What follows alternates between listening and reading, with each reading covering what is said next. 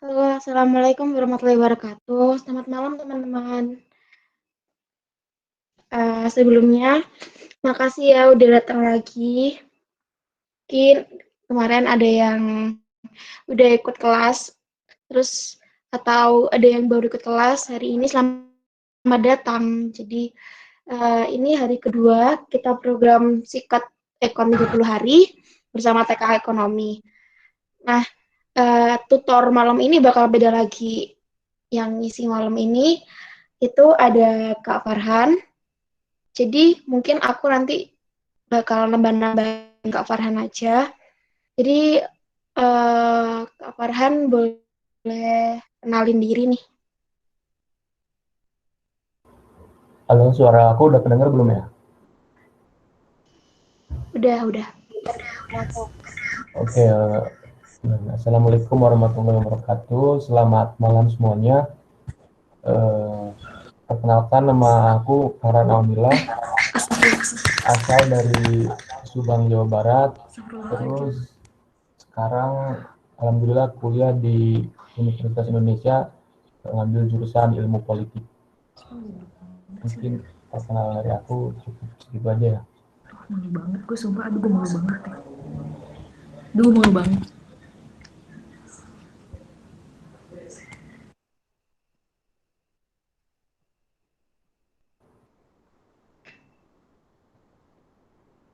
Kira-kira mau bahas apa nih Mas malam ini kita? Oh iya, jadi kali ini aku mau bahas tentang soal SBMPTN ekonomi tahun 2018 ya. Jadi nanti kalian bisa, nanti aku share video PPT-nya, terus nanti kalian bisa kerjain dulu gitu. Nanti aku bahas dan mungkin kita bahas bareng-bareng gitu ya. Ini mungkin bisa share atau aku aja pin yang share screen-nya. Bentar.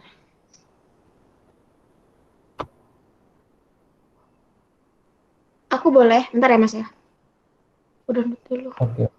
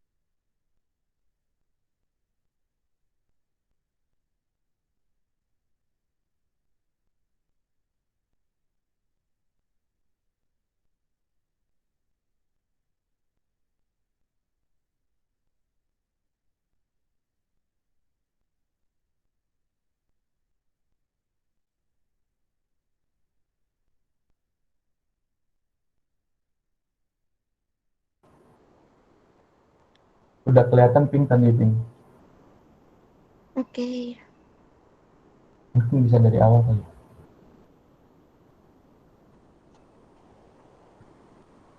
Oke, jadi sekarang kita akan bahas tentang soal ekonomi SBMPTN tahun 2018 ya.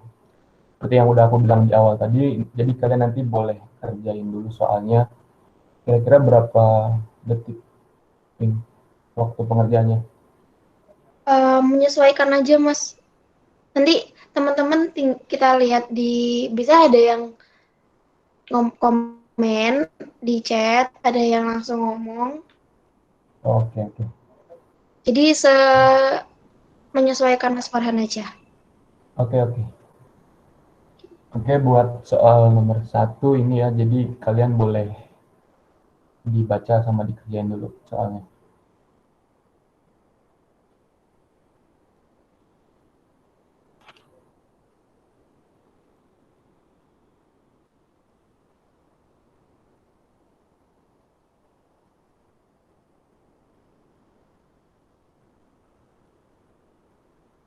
Oke, udah ada yang menjawab nih di kolom chat.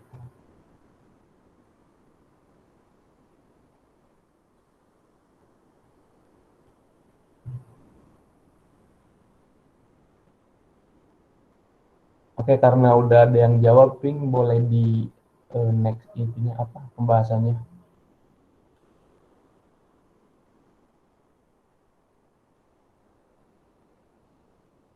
Oke, ini udah banyak yang jawab ya. Jadi di nomor pertama ini, nomor 1 ini berhubungan sama materi tentang konsep dasar ekonomi gitu ya. Jadi kan di konsep dasar ekonomi itu ada pelaku kegiatan ekonomi gitu, ada rumah tangga atau konsumen, kemudian ada produsen, ada pemerintah juga, ada luar negeri juga gitu ya. Nah, untuk yang nomor 1 ini berhubungan dengan pelaku ekonomi di 2 sektor gitu ya, ada produsen sama konsumen gitu. Nah, kita bisa lihat di gambarnya ini ada rumah tangga konsumen sama produsen. Nah, untuk yang di pasar faktor produksi, konsumen itu output yang dikeluarkan konsumen itu berupa tenaga kerja, kemudian ada tanah, ada modal, dan ada entrepreneur gitu ya. Nah, dijual di pasar faktor produksi, kemudian nanti dibeli gitu ya, atau jadi input gitu untuk produsen berupa output tadi, output konsumen tadi gitu. Nah, nanti konsumen ini mendapatkan istilahnya pendapatan gitu dari hasil penjualan di pasar faktor produksi tadi. Nah, nanti faktor produksi tadi yang tenaga kerja, tanah, modal itu nanti diproses gitu, istilahnya diolah, diproduksi di produsen gitu ya. Nah, nanti berupa output yang dihasilkan oleh produsen itu berupa barang dan jasa, barang atau jasa gitu ya. Bisa barang atau jasa gitu. Nah, barang dan jasa yang dihasilkan oleh produsen tadi akan dijual gitu, istilahnya dijual di pasar barang. Nah, nantinya si konsumen ini akan membeli gitu, karena kan konsumen butuh konsumsi, maksudnya butuh barang dan jasa gitu ya buat mendukung atau buat kehidupan sehari-harinya gitu. Nah, nanti konsumen ini akan beli di pasar barang berupa barang atau jasa yang dihasilkan oleh produsen tadi. Nah, barang dan jasa ini untuk konsumen itu berupa input gitu. Sementara untuk produsen itu berupa output gitu. Nah, nanti produsen ini akan mendapatkan pendapatan istilahnya ya gitu ya, dari hasil penjualan barang dan jasa itu di pasar barang gitu. Jadi siklus ini tuh akan bisa dibilang akan selalu ada gitu ya, selama konsumen dan produsen itu ya saling membutuhkan sama lain. Intinya selama konsumsi ada di masyarakat gitu, kebutuhan manusianya masih ada gitu, nah siklus ini akan tetap ada gitu eksistensinya. Jadi kita bisa jawab ya untuk nomor 1. Jadi di sini ada soal itu peran yang dimainkan oleh para pelaku ekonomi antara lain sebagai pengguna faktor produksi, kemudian pemilik faktor produksi, kemudian ada penghasil barang dan jasa, kemudian ada pengguna barang dan jasa, dan penyedia faktor produksi. Nah, peran yang dapat dimainkan oleh rumah tangga konsumen. Nah, ingat tadi rumah tangga konsumen itu kan sebagai pemilik faktor produksi, kemudian sebagai pengguna barang dan jasa, dan bisa dibilang sebagai penyedia faktor produksi juga gitu ya. Kita bisa lihat di opsi A, pengguna faktor produksi. Ini kan salah ya, harusnya penyedia gitu. Nah, kalau satu aja udah salah, kalian udah langsung coret aja gitu buat meminimalisasi waktu yang ada gitu. Karena kalau kita lihat di sini misalkan kita mau coba identifikasi selanjutnya gitu. Di sini ada pemilik faktor produksi benar, kemudian penghasil barang dan jasa kan salah, itu kan produsen gitu ya. Kemudian yang opsi B, di sini pengguna faktor produksi itu salah juga, karena ini kan produsen. Kemudian ini penghasil barang dan jasa, ini kan salah juga gitu. Ini kan produsen yang berupa output yang dihasilkan oleh produsen. Dan ini pengguna barang dan jasa ini baru benar, cuman yang lainnya salah. Jadi opsi B salah gitu. Nah, untuk opsi C ini pemilik faktor produksi, nah ini baru benar gitu ya. Penghasil barang dan jasa ini salah karena itu tadi output dari produsen. Kemudian ini serta pengguna barang dan jasa ini juga benar. Tapi ada yang satu salah jadi salah gitu ya.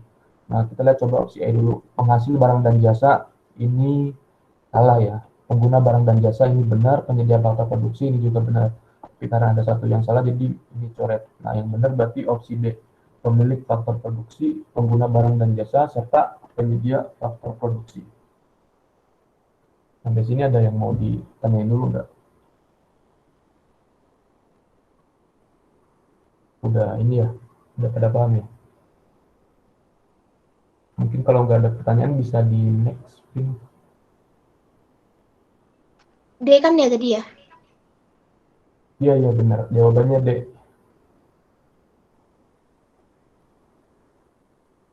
Oke. Oke, bisa dikerjain dulu.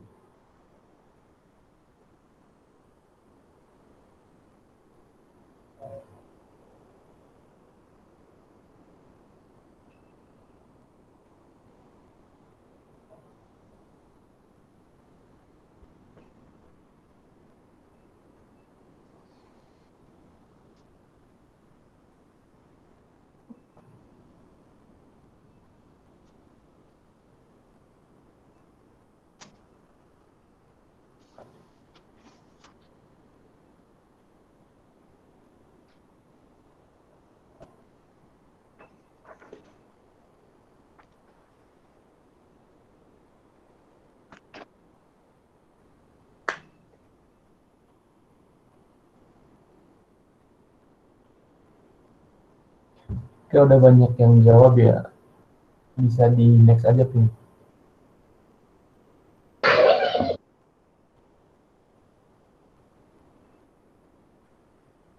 Oke, jadi di soal nomor 2 ini kita bahas tentang permintaan dan penawaran gitu ya. Jadi di sini lebih fokus ke keseimbangan pasar gitu. Nah, keseimbangan pasar itu kan eh, istilahnya kayak kesepakatan gitu antara produsen dan konsumen dalam menjual suatu barang di harga tertentu gitu.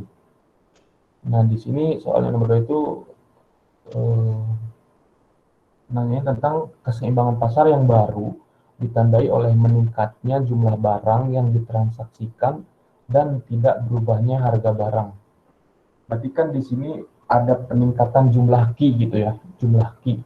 Sementara si harga barangnya itu nggak berubah sama sekali gitu. Nah, jadi tetap sama gitu.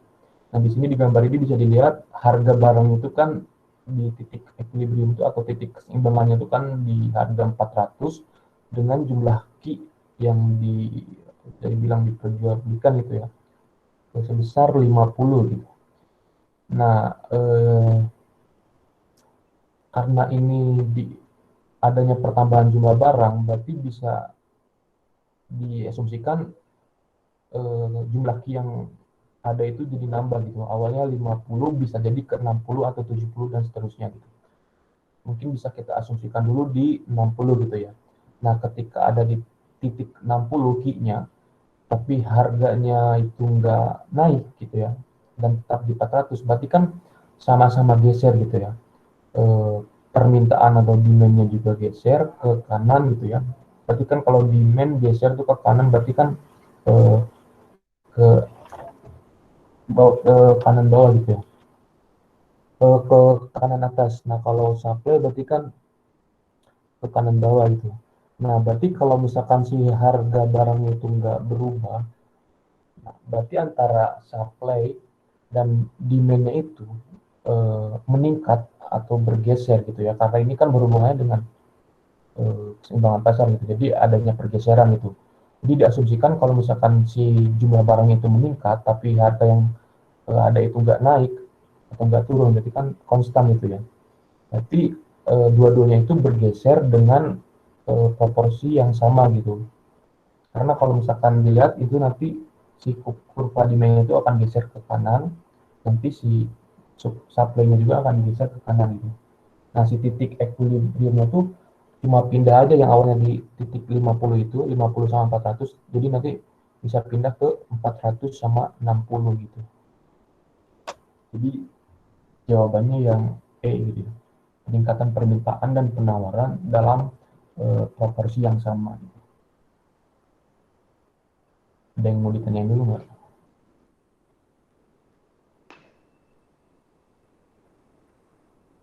Gimana teman-teman, ada yang mau ditanyain? Ini masih gampang ya, yang soal nomor 2 ini. Mungkin kalau nggak ada bisa di next aja, Pin. Bentar, ada yang belum paham nggak? Mungkin mau digambarin kenapa bisa jawabannya E. Mungkin kamu bisa gambarin dulu nggak, Pin? Maksudnya kebayang nggak yang tadi aku jelasin itu? Hmm. Jadi aku mau nambahin Mas Farhan. Jadi Oke. kenapa kok jawabannya E? Itu gini, kemarin kan aku jelasin kan, kalau udah masuk kayak kurva-kurva gitu, mending kalian gambar langsung. Jadi Mm-mm. nggak ngawang gitu loh. Nah, di sini kan dibilang ada peningkatan jumlah barang atau output nih. Berarti otomatis key-nya ini akan bukan di titik sini lagi kan, dia akan melebihi gitu. Melebihi. Terus, tetapi tidak ada perubahan harga. Berarti harga akan tetap di 400 di sini kan. Nah, kita cari kemungkinannya. Maka kalau misalnya ada key-nya bertambah dan harganya tetap, kita coba tarik ke satu titik di mana harga tetap dan key-nya bertambah di sini kan. Terus kita gambarlah kurva demand misal.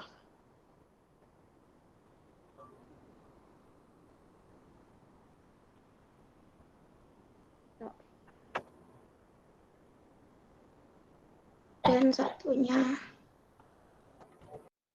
supply. Supply bergeser ke kanan dan demand juga bergeser ke kanan. Ya kan? S2 ini D2 gitu. Dengan proporsi yang sama. Nanti kalau proporsi udah beda, dia nggak akan berada di harga yang sama. Gitu. Paham ya? Gimana ya? Jadi ini Oke, makasih, Pin, buat tambahannya. gak muat. Gimana? Bisa ada yang nanya lagi nggak nih?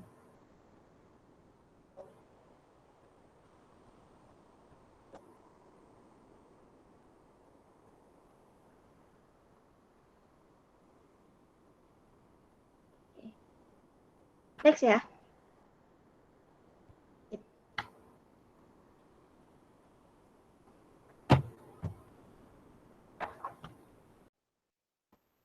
Oke, bisa dicoba dulu ya, teman-teman.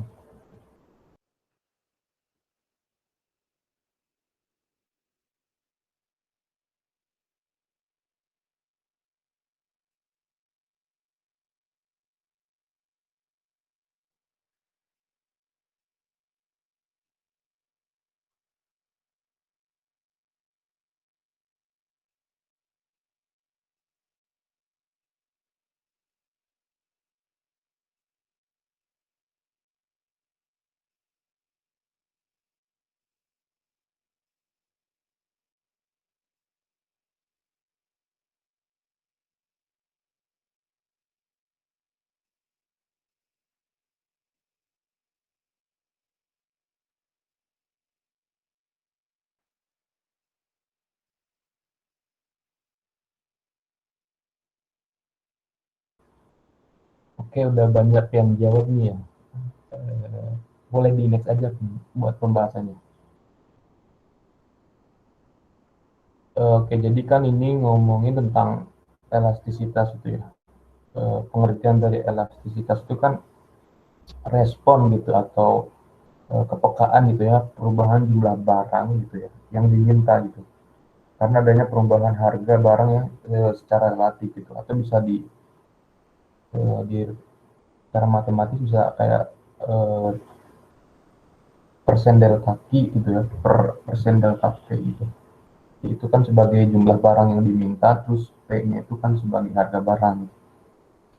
Nah, kemudian untuk klasifikasi dari elastisitas itu kan ada 5 macam gitu ya. Ada elastisitas, kemudian ada inelastis, kemudian ada elastisitas uniter gitu.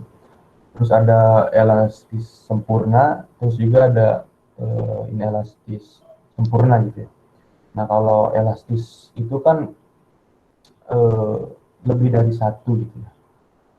Terus si kurvanya itu bisa dibilang kayak nggak terlalu menjorok gitu. Inelastis itu kan kurang dari satu gitu ya, makanya si garis kurvanya tuh kayak menjorok banget. Nah, terus kalau elastis uniter itu kan kemiringannya tuh 45 derajat gitu. Karena dia itu nilai elastisnya itu sama dengan satu gitu. Terus kalau inelastis sempurna itu dia tuh horizontal, vertikal gitu ya. Jadi berapapun harganya yang dimintanya tetap begitu gitu. Mau harganya tinggi, maksudnya mau harga lagi naik atau rendah gitu, yang diminta itu tetap konstan gitu ya. Karena si inelastis sempurna itu nilainya itu sama dengan nol, jadi garis kurvanya itu vertikal. Nah, kalau elastis sempurna itu ya terhingga gitu ya, makanya si garis kurvanya itu horizontal gitu, makanya berapapun jumlah Q yang diminta harganya akan tetap konstan, kebalikan dari inelastis sempurna. Nah, di sini soalnya itu namanya tentang eh, nilai koefisien elastisitas gitu ya, elastisitas penawaran gitu. Nah, berarti kita bisa langsung jawab aja, ketika harga per unit suatu barang itu 100.000 gitu ya, kemudian jumlah barang yang ditawarkan itu 50, dan ketika harga barang per unit itu turun menjadi 50.000, kemudian jumlah barang yang ditawarkan itu menjadi 30 unit. Nah, si nilai koefisiennya itu bersifat apa sih gitu, dari yang 5 klasifikasi gitu.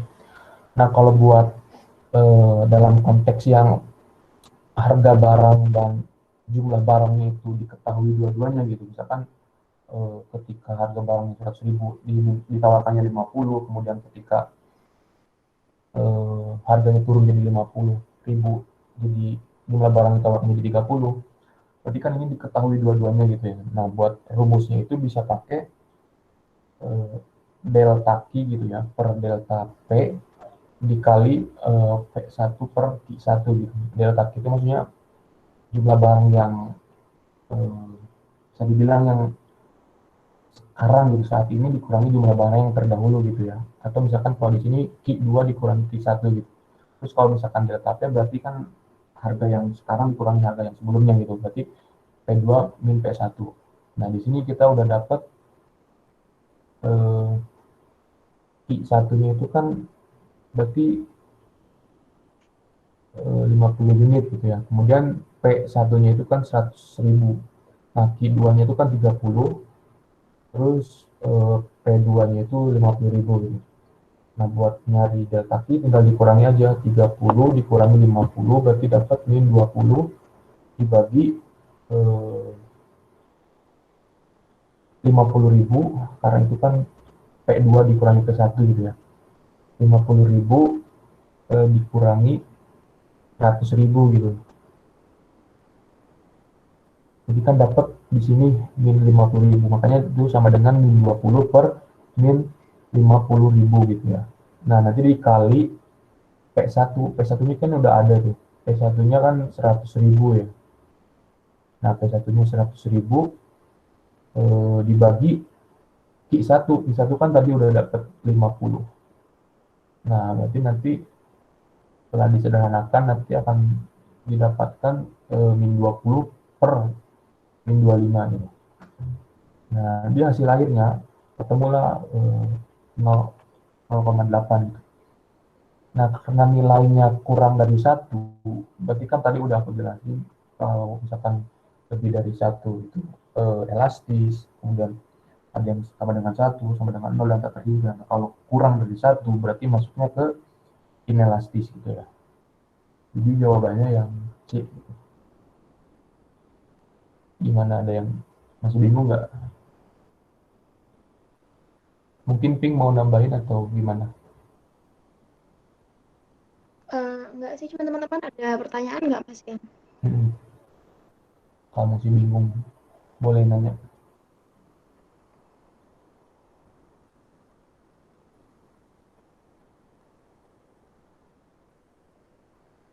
Oke, alhamdulillah ya. Nanti kalau Oke, misalkan paham. kayak gini, dicatat aja gitu. Kalau buat masih latihan kayak TO atau lagi latihan kerjaan ekonomi, dicatat aja kayak diketahuinya, terus ditanyakannya apa, dijawabnya apa gitu, biar di kepala kalian tuh udah terstruktur gitu. Jadi kalau misalkan nanti pas udah tes beneran gitu, bisa tanpa kalian hitung output pun kayak udah biasa, jadinya cepet gitu. Oh ya, aku nambahin. Kalau untuk elastisitas harga itu jangan lupa ya kalau itu dimutlakin. Kalau misal ini pun hasilnya negatif harus dimutlakin. Itu khusus untuk elastisitas harga. Karena di elastisitas harga itu nggak ada kan yang elastisnya kurang dari 0. Jadi untuk elastisitas harga jangan lupa untuk dimutlakan. Tuh. Tapi selain elastisitas harga nggak perlu dimutlakin ya. Oke, Oke, makasih Ping buat tambahannya. next ya. Oke, bisa next. Buat video rekamannya bisa dilihat di mana, Kak? Kalau video rekaman itu gimana, Riz?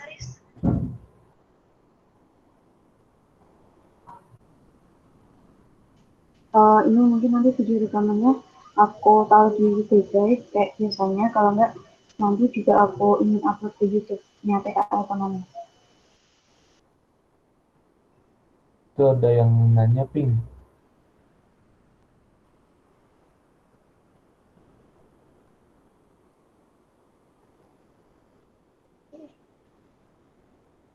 Oh, contoh barang ya. Ini Kenapa? masih kedengaran nggak suaranya? Oh, kedengeran, kedengeran.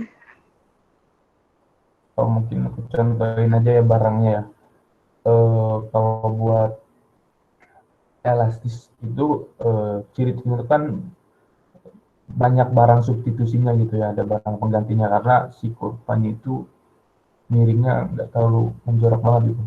Terus juga pedagang sama penjual itu kan banyak, terus eh, contohnya itu kayak buah-buahan, terus makanan ringan, pakaian, terus barang mewah gitu. Jadi kan banyak substitusinya gitu. Nah, terus kalau elastis sempurna itu eh, karena harganya itu konstan ya, berapapun permintaannya, jadi eh, elastis sempurna itu adanya tuh pada pasar perdagangan sempurna gitu, tapi dalam kehidupan nyata tuh masih belum belum Iya, ditemukan benar. gitu, buat buat kayak pengjauhan tahannya, kayak secara realnya tuh belum ada gitu, karena logikanya ya misalkan rugi gitu kalau misalkan eh, beli 10 barang dengan harga yang sama terus beli 20 barang dengan harga yang sama, kan nggak make sense gitu ya, istilahnya nggak masuk akal gitu. Terus kalau yang inelastis itu cirinya tuh ya kebalikan dari elastis gitu. Sedikit substitusi, terus juga pedagang atau penjualnya itu sedikit gitu.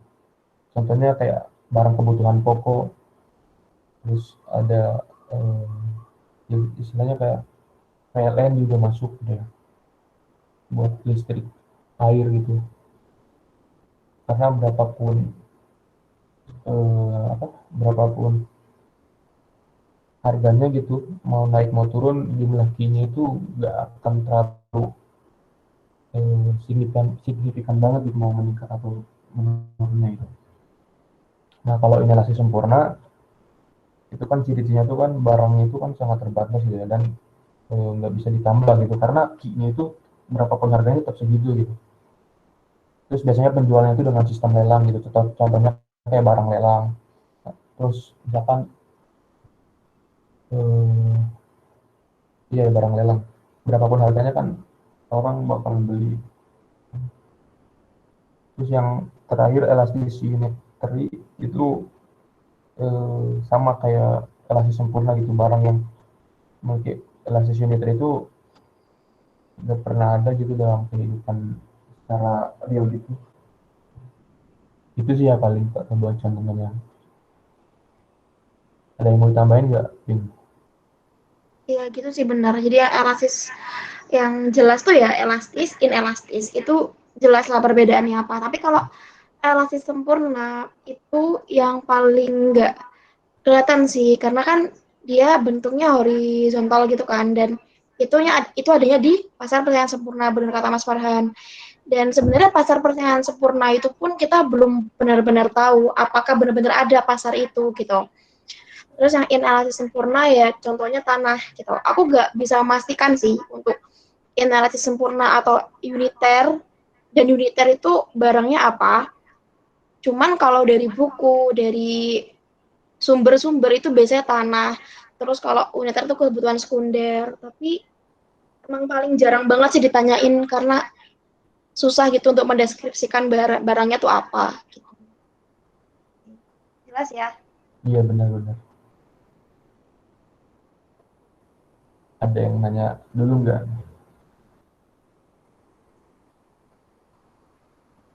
Mungkin kalau nggak ada bisa di next kali ya, Ping. Okay. Setuju ya teman-teman kalau next?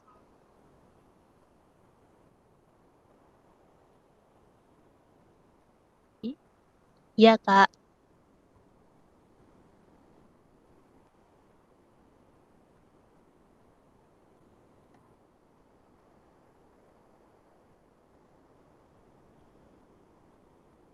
Oke, bisa dikerjain dulu kali ya.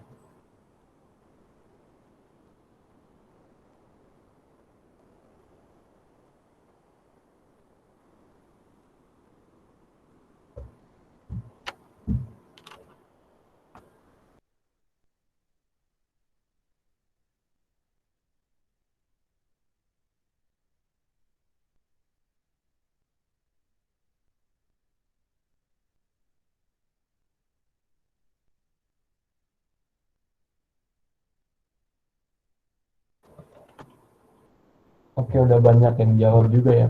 Mungkin bisa di next aja, Ping, pembahasannya.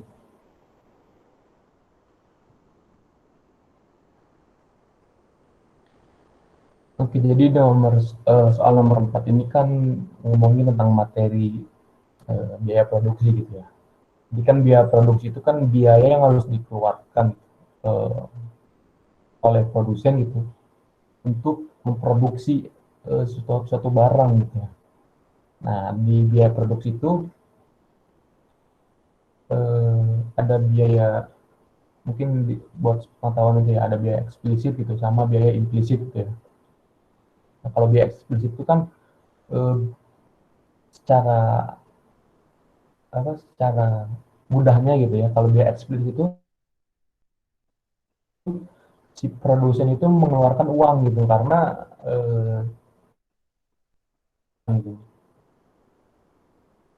Misalnya kayak buat eh, beli produksinya, gitu, beli bahan-bahannya gitu, terus buat sewa bangunan, terus bayar pekerja gitu ya kan, itu kan produsen nggak punya sumber dayanya yang itu gitu ya istilahnya ya, nggak punya pekerja, terus kayak nggak punya bahan bakunya gitu. Nah kalau biaya implis itu biaya yang bisa bilang produsen itu nggak mengeluarkan uang gitu. Jadi misalkan aku gitu, misalkan aku punya kalian dalam eh, menjahit lah gitu, istilahnya menjahit gitu ya. Nah ketika mungkin aku kerja di suatu perusahaan, misalkan butik lah gitu, misalkan aku kerja di butik itu digaji misalkan 5 juta gitu, tapi aku malah mutusin buat buka butik sendiri gitu. Nah, dengan omset misalkan 10 juta gitu. Nah, biaya implisitnya itu yang aku korbankan itu yang 5 juta itu yang aku nggak jadi buat misalkan kerja di butik orang lain gitu, karena aku memutuskan buat buka butik sendiri gitu. Karena biaya implisit itu nama lainnya itu bisa dibilang juga sebagai biaya peluang gitu atau opportunity cost itu. Jadi adanya satu pengorbanan satu alternatif yang dikorbankan untuk memilih alternatif yang lain gitu ya.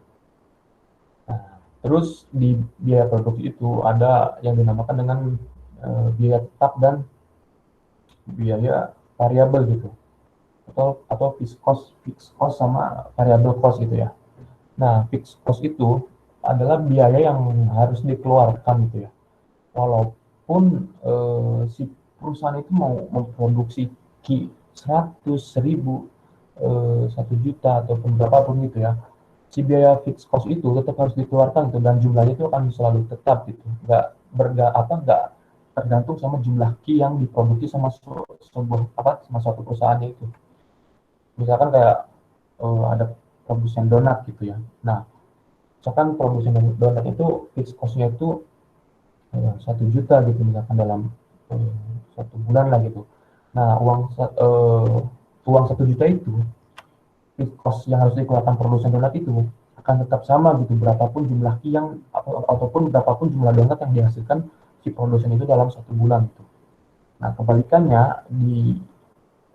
dari fixed cost itu ada variable cost itu atau biaya variabel gitu ya. Nah, kalau biaya variabel ini eh, jumlah biaya yang harus dikeluarkannya itu nggak tetap gitu. Jadi bisa dibilang kayak tergantung jumlah ki yang diproduksi sama si perusahaan itu gitu atau produsen itu. Karena misalkan ketika si produsen pengen memproduksi donat dengan jumlah yang banyak gitu ya, otomatis kan bahan baku yang harus dibelinya pun eh, banyak gitu ya. Dan sebaliknya kalau misalkan si produsen itu pengen memproduksi donat dengan jumlah yang sedikit, otomatis kan bahan baku yang harus dibeli itu kan sedikit juga gitu, nggak terlalu banyak. Terus kalau misalkan produsen nggak mau memproduksi donat, ya buat apa gitu beli bahan baku kalau nggak memproduksi donat gitu.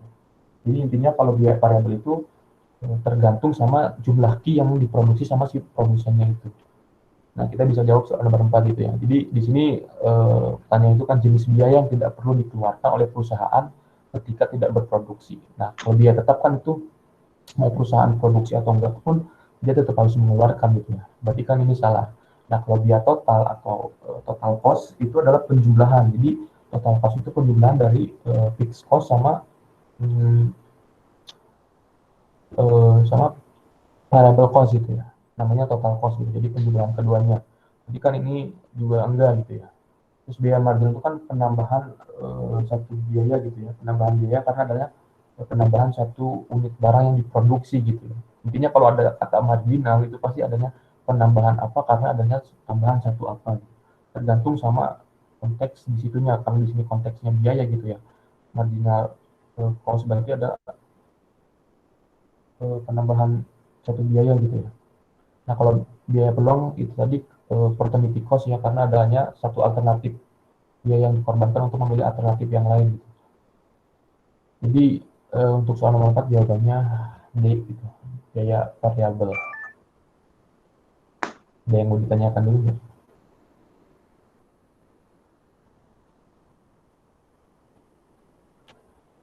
Mungkin dari Ping ada yang mau ditambahin atau gimana? Cukup sih kayaknya tadi. Gimana teman-teman, ada yang mau ditanyain nggak Mas Yan? Masih kurang paham gitu bagian apa?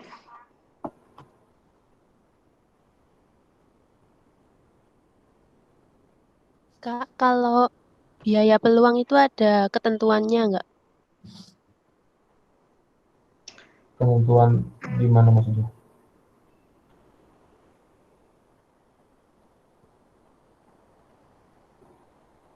Kayak biaya peluangnya diambil yang terbesar gitu? Oh,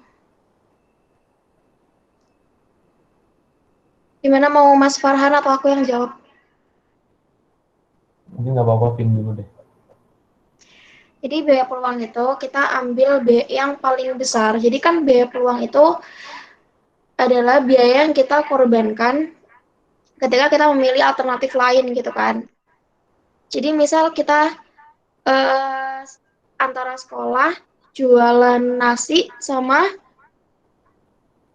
kerja di part time. Untuk kuliah biaya 10 juta. Terus kalau misalnya kerja part time itu misal digaji 5 juta.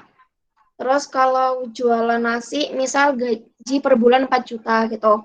Ketika seseorang memilih untuk sekolah, maka biaya peluangnya adalah yang paling besar, yang berapa di 5 juta tadi aku sebutin ya. Gitu.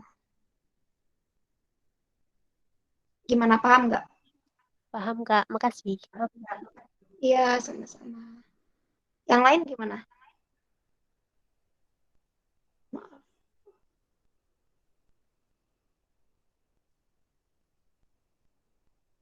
Ada pertanyaan apa tuh, Kak? Kalau bedanya biaya implisit sama eksplisit itu apa? Oke, tadi sebenarnya udah aku jelasin ya.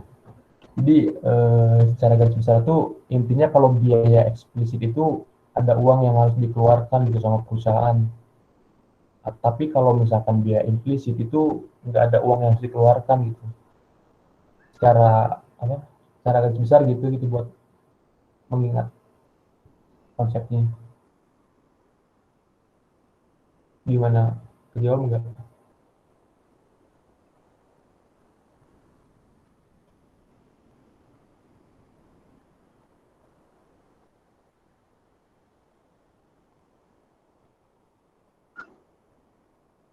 Oh, contohnya kayak biaya peluang yang di contohin sama Pink tadi. Jadi ingatku tuh bukannya implisit cost nama lain dari biaya peluang ya? Hmm, iya benar. Jadi sama aja kayak tadi yang udah jelasin sama Pink gitu contohnya. Gimana, ada yang masih kurang jelas? Oh iya benar. Oke, mungkin iya benar. Aku jelasin lagi ya, tambahin dikit. Jadi misalkan biaya implisit itu contohnya ketika misalkan kamu ke sekolah naik Gojek gitu, atau Grab gitu dengan harga misalkan 10.000 gitu ya. Satu kali pulang pergi gitu istilahnya 10.000 lah. Nah, terus ketika akhirnya kamu tuh memutusin buat aku mau bawa motor sendiri aja gitu ya buat biar lebih hemat gitu. Nah, misalkan motor kamu itu beli di tahun sekarang gitu ya, misalkan belinya tuh misalkan 10 juta lah taruh itu. Nah, ketika misalkan kamu pakai motor itu setiap hari gitu ya, buat berangkat ke sekolah gitu, pulang pergi. Nah, setelah misalkan kamu lulus gitu, karena motornya nggak kepake gitu misalkan, akhirnya kamu mutusin buat jual gitu ya.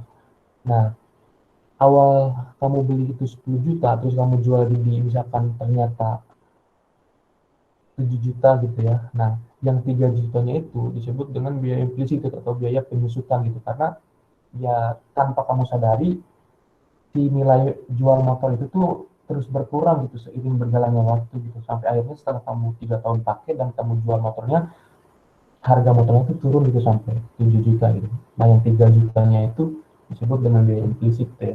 Biaya yang nggak terlihat gitu. Gimana, terjawab nggak pertanyaan jawabannya?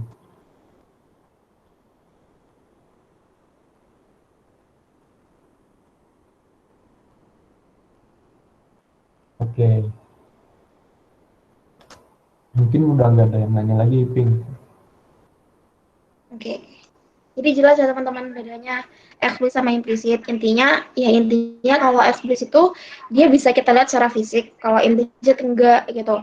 Kalau kita bahas secara ekonomi ya eksplisit itu kayak total cost tadi gitu. Variable cost, fixed cost. Kalau implisit cost itu dalam ekonomi ya itu biaya peluang gitu. Kalau di mana tuh di akuntansi eksplisit itu kayak bener tadi kata Devi Rina gitu, kayak bahan baku, biaya sewa dan lain-lain kayak gitu. Next ya. Mungkin mau nambahin dikit ya. Makanya nanti Ya. biaya akuntansi itu akan lebih kecil dari biaya ekonomi gitu ya, karena di biaya akuntansi itu cuma ngitungnya itu cuma biaya eksplisit doang gitu, tapi kalau di ekonomi itu ngitungnya tuh biaya eksplisit ditambah biaya implisit gitu, makanya biaya ekonomi itu selalu lebih besar dari biaya akuntansi. Makanya nanti Itu perbedaannya. nyambung ke penerimaan laba rugi itu yang dipakai di perhitungan laba rugi itu lebih ke laba akuntansi gitu ya, Kak. Bukan laba ekonomi, karena di laba ekonomi itu cuma buat mempertimbangkan apakah keputusan yang kamu ambil itu udah sesuai atau belum. Tapi kalau buat perusahaan itu ngitung laba rugi itu lebih ke laba akuntansi itu. Itu buat tambahan aja tuh. Biaya dibayar di muka DDM. Bisa kita lihat kan secara fisik itu kita bayar pakai uang. Jadi ya bisa dibilang eksplisit sih kalau menurut aku ya. Kita Iya. next ya. Mm.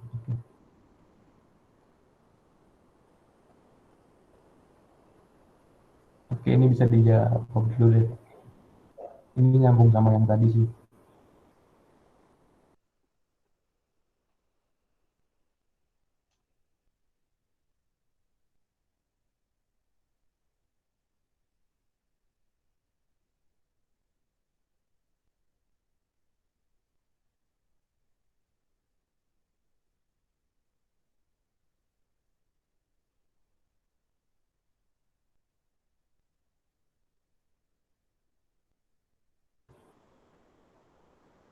Oke, udah banyak yang jawab ya. Jadi ini sebenarnya tinggal lanjutin ya pembahasan tadi aja. Jadi kan di dalam biaya produksi itu kan ada TC, terus ada FC sama VC gitu ya.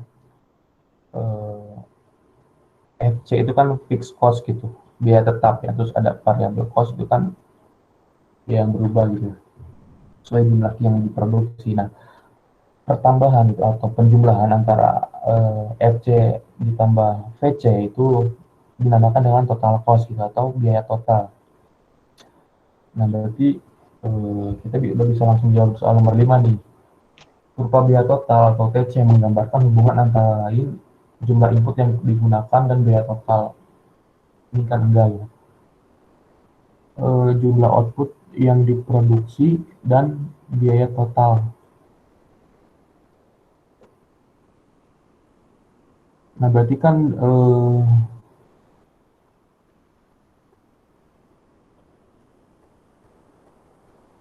di sini kan ngomongnya tentang eh,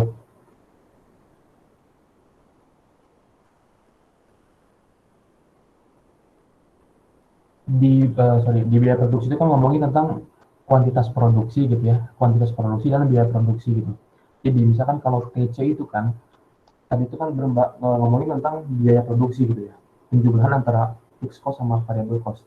Nah, berarti TC ini secara garis besar itu membicarakan tentang total biaya produksi, ya biaya total atau total cost gitu, sama jumlah output yang diproduksi gitu.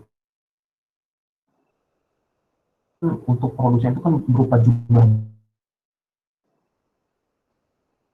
ngomongnya tentang kuantitas produksi gitu. Jadi misalkan ketika perusahaan berproduksi di 10 gitu, maka total produk atau misalkan ketika Q yang dihasilkan oleh perusahaan itu 10, maka total cost itu X atau berapa gitu. Baliknya makin meningkat kuantitas produksinya, maka biaya produksinya juga bakal makin naik juga gitu ya. Nah, makanya di sini kurva biaya total itu menggambarkan hubungan antara jumlah output yang diproduksi, karena kan namanya produsen itu kan ngomongnya tentang barang gitu ya, atau key gitu. Karena barang dan jasa dalam produsen itu sebagai output, maka di sini ngomongin tentang jumlah output yang diproduksi gitu. Nah, hubungannya sama biaya total, karena kan biaya total itu kan digunakan untuk memproduksi si outputnya gitu. Jadi ini bisa dilihat aja dari kurvanya gitu ya. Ini kan horizontal vertikal itu kan biaya produksi. Nah, eh, horizontalnya itu kan kuantitas produksi. Nah, jadi total cost itu kan berarti berhubungan antara jumlah output yang diproduksi sama biaya total. Nah, gitu ya.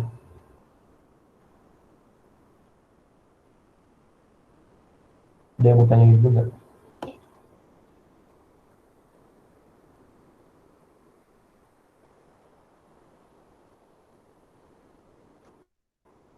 Mungkin kalau nggak ada boleh di next kali, Pin.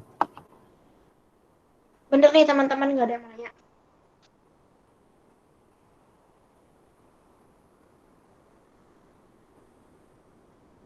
Setuju nggak kalau kita next?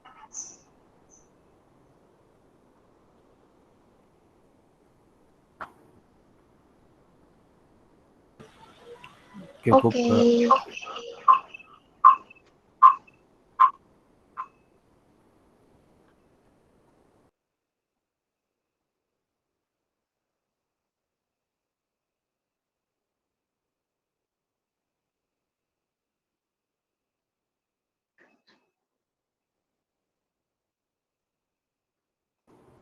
Yang boleh di kerjain dulu ya teman-teman.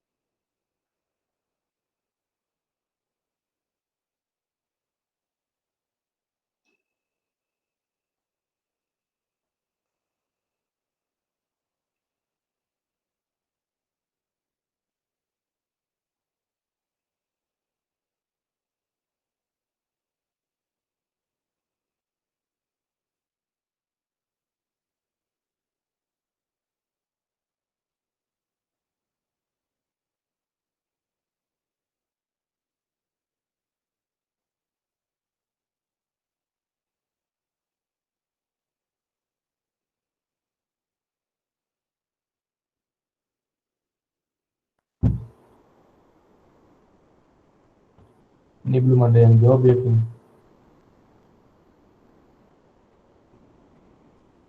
Kalau Pin masih kedengeran nggak suaranya? Iya, kedengeran kok, Mas. Oke, ada yang jawab.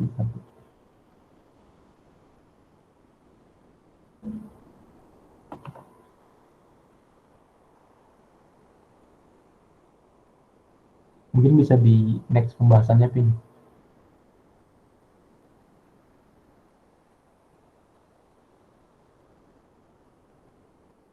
Oke, jadi kan di sini ngomongin tentang akuntansi gitu ya. Jadi kan di sini nomor 6 itu kan perusahaan Ananda membeli persediaan gitu, persediaan dengan harga 40 juta secara kredit dengan syarat 5% itu end of month gitu. Maksudnya ketika si perusahaan ini bisa membayar paling lambat 10 hari gitu ya, maka di di akhir bulan April gitu ya, batas batas membayar itu kan sampai bulan April gitu ya. Nah, ketika si perusahaan ini bisa bayar setelah menerima faktur gitu ya, faktur kreditnya gitu maksudnya. Nah, kalau misalkan perusahaan itu bisa bayarnya paling lambat tuh 10 hari gitu, maka akan dapat potongan pembelian sebesar 5% gitu ya. Nah, dibelinya itu pada tanggal 12 April 2017 dari perusahaan Abintara. Nah, kemudian biaya kirim pembeliannya itu 2 juta dibayarkan oleh Abintara dan akan ditagih bersamaan dengan total harga pembelian barang. Berarti kan biaya kirimnya juga kredit gitu ya, karena dibayarnya itu kan oleh perusahaan Abintara gitu. Ini bukan metode pencatatan persediaan perpetual, maksudnya kayak persediaan perpetual itu pencatatan persediaannya itu akan terus dilakukan gitu secara terus. Jadi persediaannya itu akan kayak dimutakhirkan tuh, maksudnya setiap pada pembelian itu dicatat terus itu secara terus menerus gitu.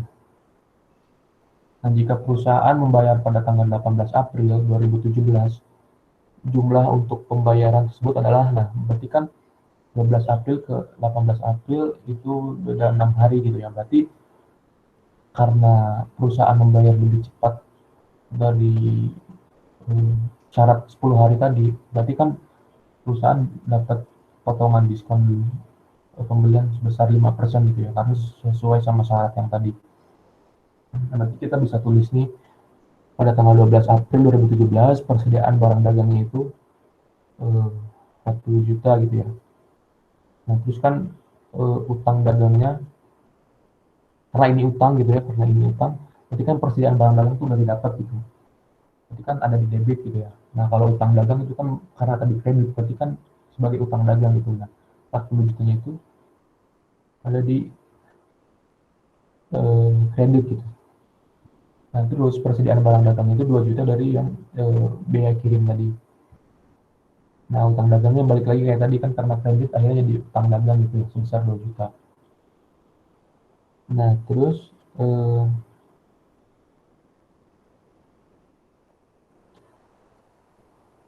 di sini ada tanggal 12 April 2017 itu transaksi pembelian barang dagang secara kredit ditambah beban angkut pembelian yang belum dibayar digabung dengan penagihan utang gitu. Syaratnya itu yang tadi.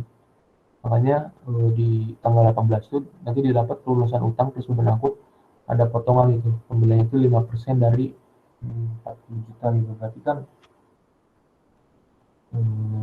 apa? Benar.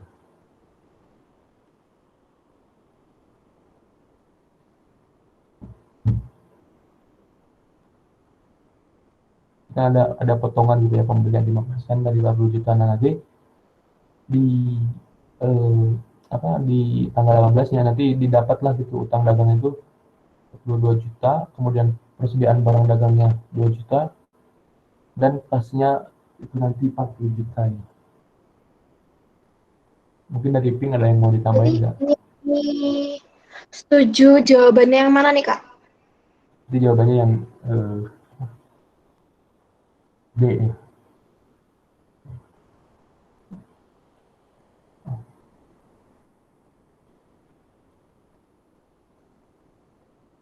Yang do ya.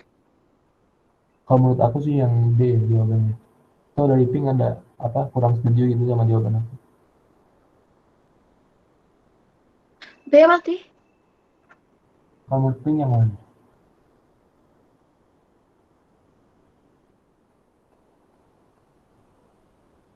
Kalau aku sementara masih ini ya. Oke, tapi nggak tahu sih. Soalnya ini aku ini ya Mas ya kayak netizen ulang ya. Boleh nggak? Oke, oke, boleh. Jadi buat teman-teman yang masih belum paham akuntansi, ini tuh kita masuknya udah perusahaan dagang, akuntansi dagang. Nah, kita udah satu ya. Ini dibilang cara kredit dengan syarat 5/10. Artinya, selama pembeli itu membayar dalam rentang waktu 10 hari, dia akan mendapatkan diskon senilai 5%. Dan jangka waktu pembayarannya adalah N per EOM. EOM ini adalah end of month. Itu. Jadi kalau misalnya Januari, berarti kan 31 hari. Berarti jangka waktu pembayarannya itu maksimal 31 hari. Kalau misalnya dalam satu bulan 30 hari, ya berarti jangka waktu pembayarannya 30 hari maksimal, kayak gitu. Nah, di sini disuruh perpetual nih. Jadi metode di akuntansi dagang itu ada dua. Pertama, periodik sama perpetual. Perbedaannya, kalau perpetual itu langsung dihitung atau dihitung jika terjadi transaksi gitu. Itu kalau perpetual. Kalau periodik itu per periode. Kan periode akuntansi macam-macam perusahaan itu beda-beda kan. Ada yang setahun, berapa tahun, kayak gitu. Dari penjelasan yang barusan, paham nggak?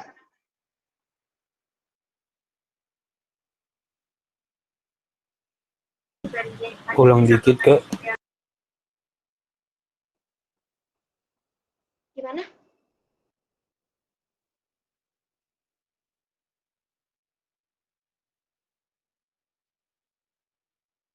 disuruh diulang dikit katanya Ping.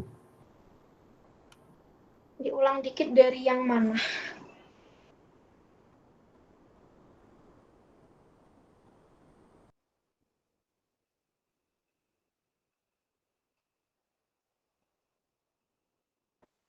Dari yang tanggal 12. Ini end of month ya? End of month itu artinya adalah iya, end of month, akhir bulan. Jadi kayak misal kita beli sesuatu, beli beli kursi, misal kursi. Nah, kita bayarnya secara kredit, kita ngutang nih. Jangka waktu pembayaran itu maksimal dibayarkan end of month gitu loh. Jadi kalau Januari, 31 Januari itu tenggatnya gitu. Gimana? Paham? Terus perbedaan kalau perpetual periodik. Kalau perpetual itu sesuai transaksi. Kalau di hari itu terjadi transaksi, dibikinlah jurnal di hari itu.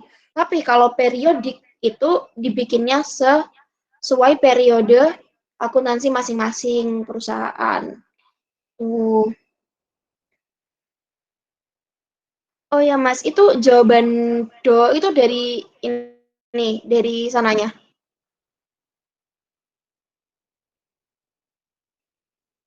Gimana Ping? Do itu kuncinya. Iya kebetulan kan aku ngitung-ngitung gitu ya, terus aku kan dapat tuh. Nah setelah di samain ternyata jawabannya yang B gitu. Oke.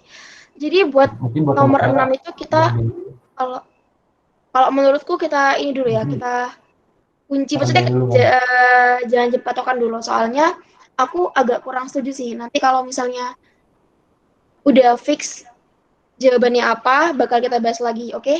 Setuju ya? Iya iya boleh boleh benar. Oke. Next.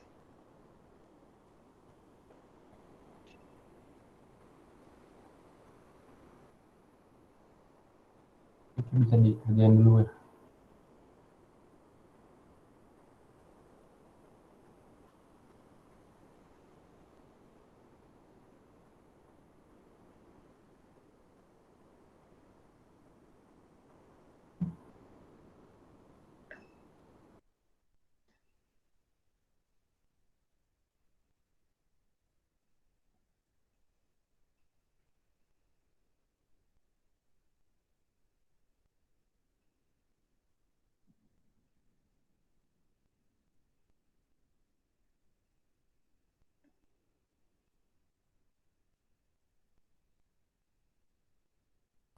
Oke bisa di next Ping.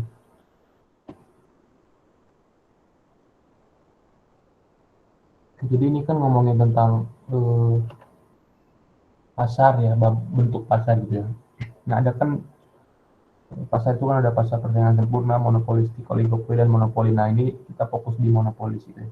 Itu kan di monopolis itu kan jumlah perusahaannya itu kan banyak gitu ya karena eh, si apa, barang itu kan terdiferensiasi gitu. Terus juga kemungkinan masuk atau pasarnya itu relatif mudah gitu. Nah tapi eh, kemampuan dalam menetapkan harganya itu lumayan kecil gitu ya. Nah kalau misalkan bentuk kurvanya itu sangat elastis gitu ya karena miringnya itu tidak terlalu menjorok.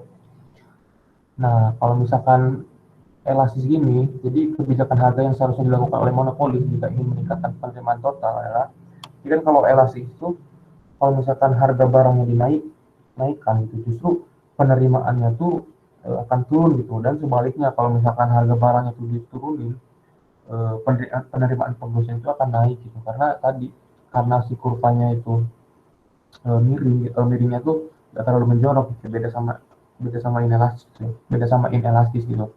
Nah kalau misalkan ada harga sedikit naik ataupun turun nanti si jumlah ki yang dimintanya itu akan kelihatan banget itu menurun atau naiknya gitu. Nah jadi kita bisa jawab aja di sini. Jadi kalau menaikkan harga barang pada saat harga barang elastis itu kan enggak gitu ya. justru malah menurunkan TR. Nah, kalau misalkan menurunkan harga barang pada saat harga barang inelastis, itu justru malah nurunin TR.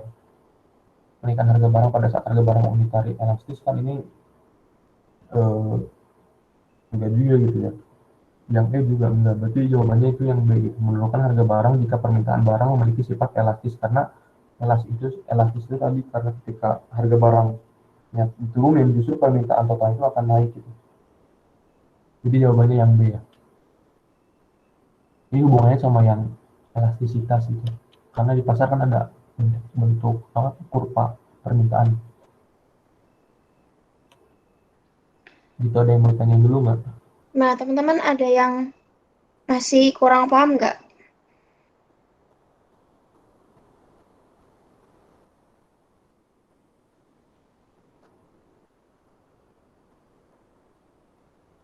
Jadi nanti dilihatnya di bentuk kurvanya aja gitu ya.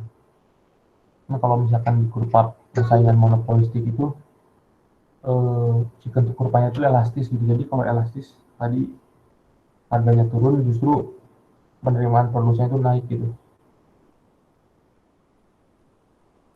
Unitary Punten ini elastis, saya mau nanya Ada boleh yang nggak? masih boleh tanya aja. unitary elastis itu elastis Kalau ya. Oke, oke. kalau yang monopoli ini Gimana? kan monopolistik ya. Ini kan monopolistik. Nah, hal yang kayak gini berlaku di PPS juga nggak ya? Soalnya kan di PPS juga kan penjual sama pembelinya juga banyak. Oh, nanti dilihatnya di ini aja apa di kurvanya gitu. Karena ini kan berhubungannya sama penerimaan total gitu ya. Nah, kalau penerimaan total berarti nanti eh, ada P sama Q kan, karena kan berhubungannya sama penerimaan total itu kan TR itu kan P kali Q gitu ya. Harga sama jumlah produksi gitu, yang dijual gitu ya. Berarti nanti lihatnya ke bentuk kurva aja. Kalau misalkan kurvanya inelastis, terus harga yang diturunin, justru kan si TR-nya turun gitu.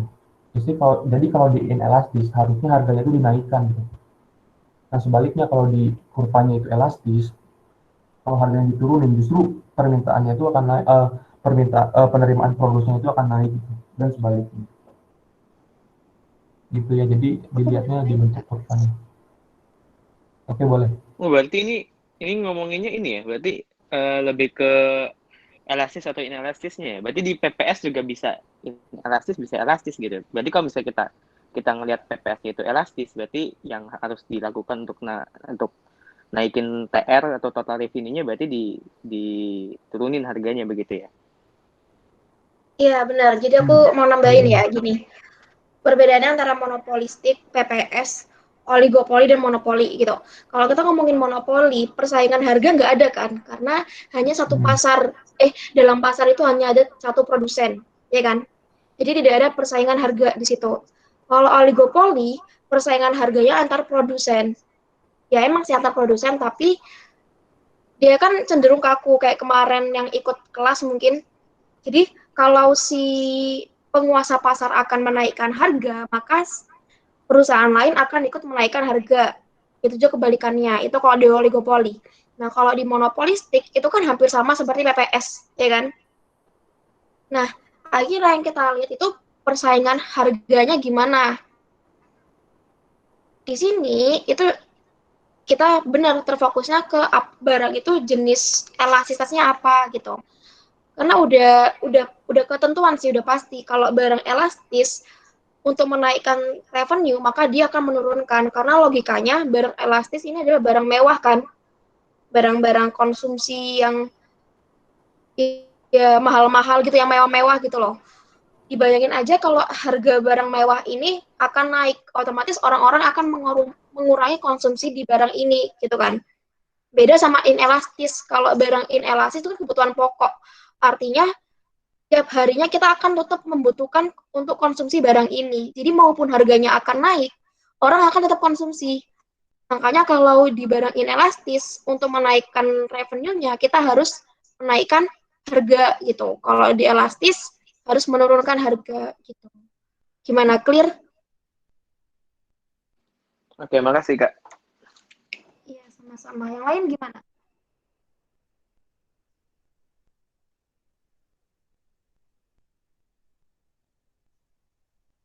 Oke.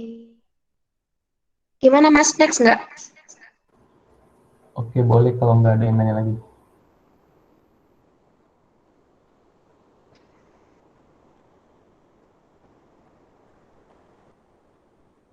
Oke, bisa dijawab dulu kali ya.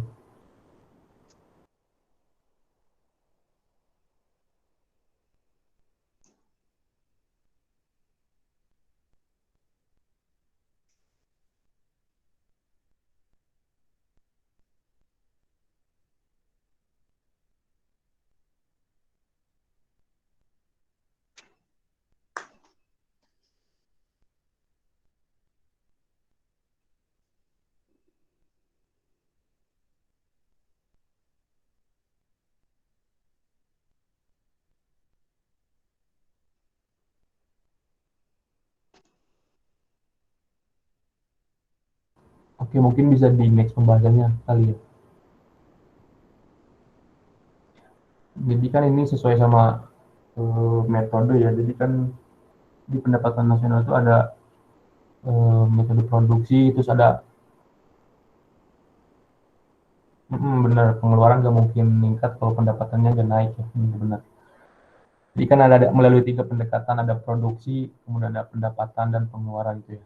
Nah kalau produksi itu kan dihitung di nilai akhir suatu barangnya gitu. Terus kalau pendapatan dihitung pendapatan pemilik faktor produksinya gitu. Nah kalau pengeluaran kan itu berdasarkan pelaku ekonominya. Nah berarti kalau misalkan produk domestik bruto itu di suatu negara meningkat, di negara tersebut sedang terjadi apa gitu ya. Nah berarti kan produk domestik bruto itu kan ngomongin tentang eh, adanya kenaikan pendapatan gitu sama pengeluaran tuh. Nah logikanya kalau misalkan pengeluaran masyarakatnya itu naik, otomatis kan income-nya juga ikut naik gitu atau pendapatan juga ikut naik gitu. Nah misalkan dilihat di opsi B, kenaikan pendapatan dan kenaikan tabungan. Ini kan kalau kenaikan tabungan nggak termasuk sama yang 3 metode tadi gitu ya, 3 pendekatan tadi. Berarti kan nggak termasuk itu yang B. Kalau ketika kenaikan pendapatan namun pengeluaran dapat naik atau turun, ini juga nggak kalau misalkan naik atau turun berarti kan bisa naik atau turun, otomatis kan nggak sesuai sama syaratnya tadi ya, yang pengeluarannya itu ikut naik berarti kan PDB-nya juga meningkat, itu kan nggak sesuai gitu. Nah kalau yang D, kenaikan tabungan namun pendapatan dapat naik atau turun, ini kan nggak sesuai sama 3 pendekatan yang produksi, pendapatan, dan pengeluaran itu. Terus yang E juga sama. Nah, yang paling sesuai kan yang B gitu. Jadi ketika adanya kenaikan pendapatan, yang A sorry. Jadi ketika adanya kenaikan pendapatan, itu berakibat pada adanya kenaikan pengeluaran juga.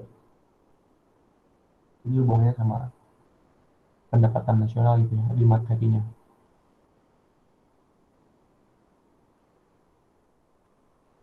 Gimana ada yang mau ditanyakan dulu?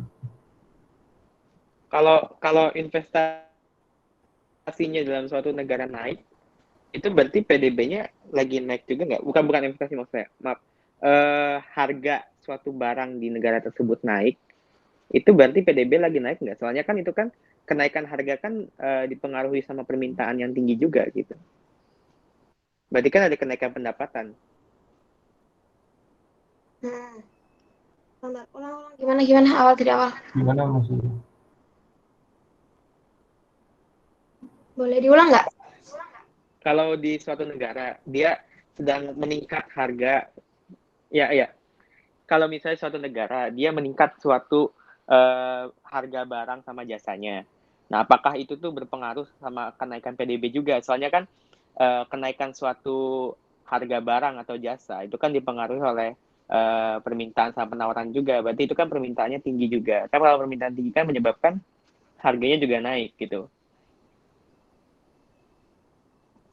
Ya bisa sih kalau kita ngomongin masalah itu tuh banyak pengaruh gitu loh. Jadi ketika kayak misal pendapatan naik, PDB harganya naik, pendapatan naik. Iya sih, bisa juga. Jadi banyak sih kalau ngomongin ekonomi secara dalam lagi ya, itu bakal banyak pengaruh yang bisa nyebabin kenapa sih pendapatan ini naik gitu. Atau bisa aja gara-gara ini pendapatan turun. Jadi kalau mau ngomongin kayak gitu bisa aja gitu. Karena bukan aku ya, kayak temanku pun kalau di kelas dia ada cerita, kalau misalnya dia tanya gitu, suatu mungkin yang kita di SMA masih awalnya secara konsep gitu kan, tapi ketika kita tanyakan di udah kuliah nih, dosen tuh jawabnya belum tentu gitu, tergantung apa yang terjadi gitu. Kalau secara konsep ya bisa sih, ya kan? Jadi pertanyaannya kan kalau harga naik, PDB naik gitu kan mungkin. Iya, iya, oke Oh, banget, Kak. mungkin aku mau bantu nambahin dikit kali ya. Kalau misalkan dihubunginnya sama hukum permintaan gitu atau gimana tadi? Dapat. Iya, kan istilahnya kan begini. Saya pernah dapat soal begitu soalnya. Maksudnya ciri-cirinya PDB lagi naik. Saya lupa ya soalnya gimana. Itu tuh apa? Dan salah satunya itu harga barang dan jasanya meningkat. Itu kan saya jadi mikir ya. Berarti kalau harga meningkat itu kan pengaruhnya kan banyak ya. Istilahnya dia penawarannya, supply-nya jadi tinggi. Terus ya penawarannya juga jadi tinggi. Tapi kan itu semua dari kenaikan pendapatan gitu. Jadi menurut saya apabila PDB-nya dia suatu negara naik, mungkin bisa harga dari barang itu naik juga.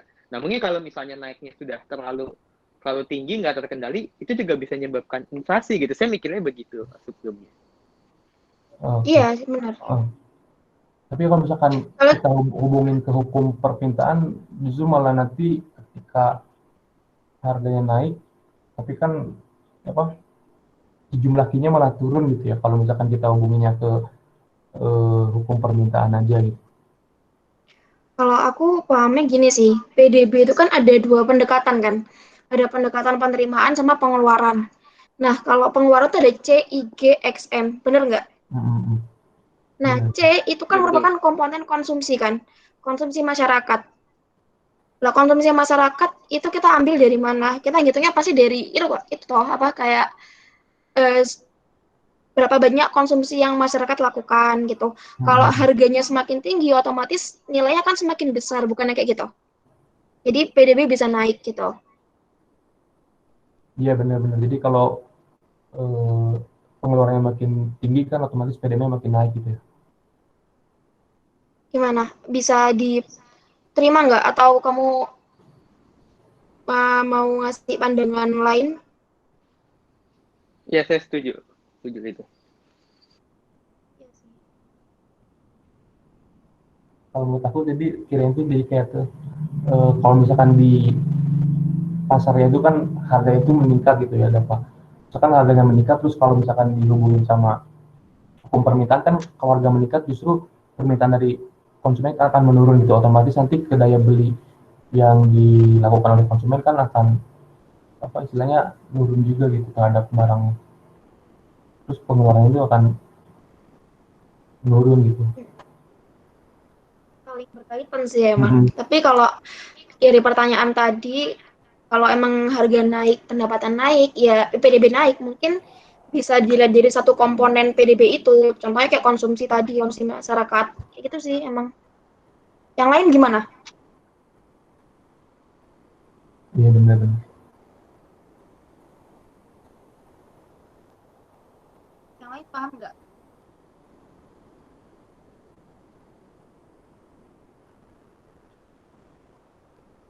Paham ya? Yaudah. Kita next, oke?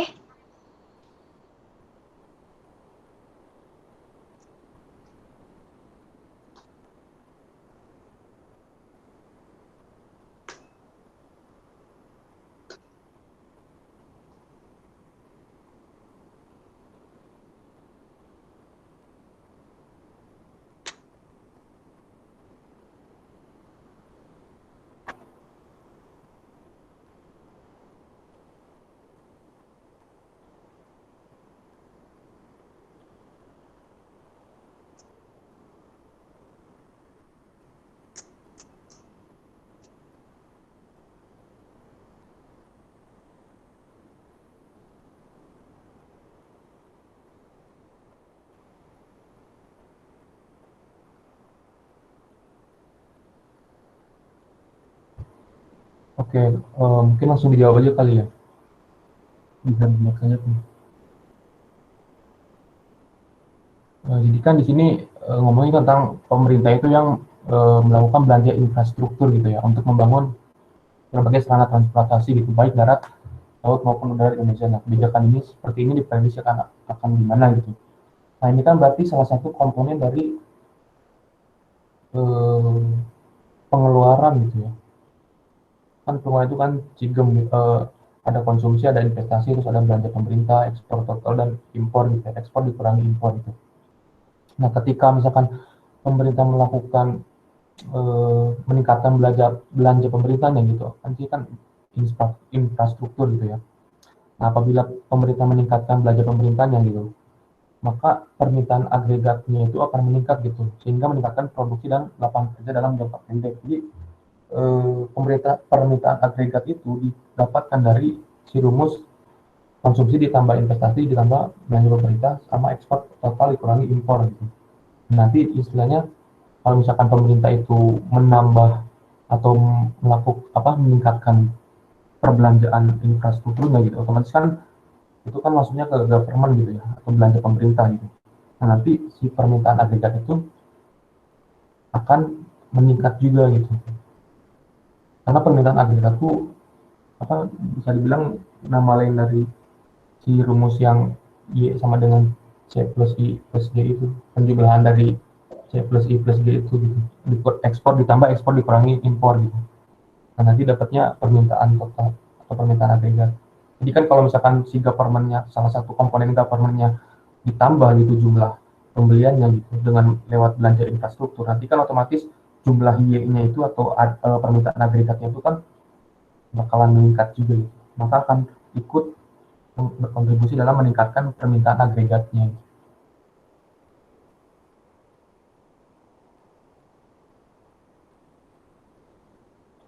Gitu sih ya, ada yang mau ditanya dulu nggak?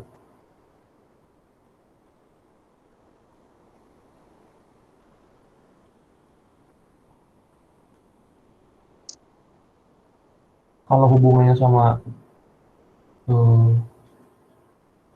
inflasi sama jumlah uang yang beredar gitu ya, bisa aja gitu, maksudnya kayak ketika pemerintah melakukan belanja infrastruktur gitu, otomatis kan nanti ada jumlah uang yang beredar di masyarakat itu kan semakin banyak gitu ya. Nah, tapi di sini konteksnya bukan sama apa bukan terhadap jumlah uang yang beredar gitu, tapi konteksnya lebih ke permintaan agregat gitu, lebih ke komponen yang tidak pendekatan tadi gitu, lebih ke pendekatan pengeluaran gitu sih ya. Ada yang mau tanya dulu nggak?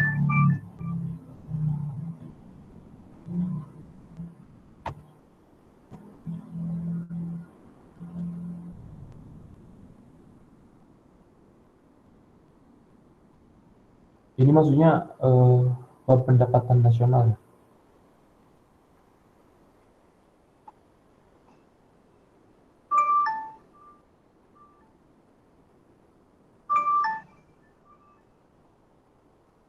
Mungkin kalau nggak ada yang mau ditanya bisa di next kali tuh. Atau kamu mau Agregat nambahin itu dulu? secara nasional.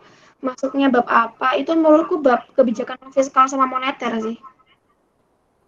Kalau ini kan pemerintah, jadi jatuhnya nih, ntar ayo coba, kemarin kita udah bahas.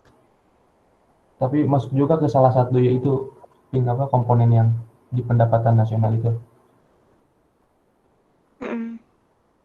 yang C plus I plus G ditambah ekspor Oh kurang impor. iya, itu juga sih. Ini kan ada salah satu komponen dari government gitu kan.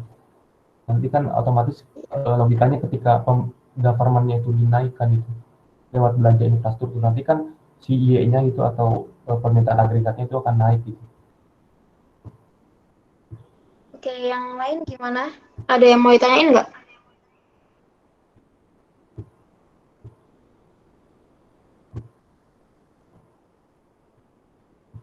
Mungkin kalau nggak ada bisa di next aja kali ya, Pin. Oke.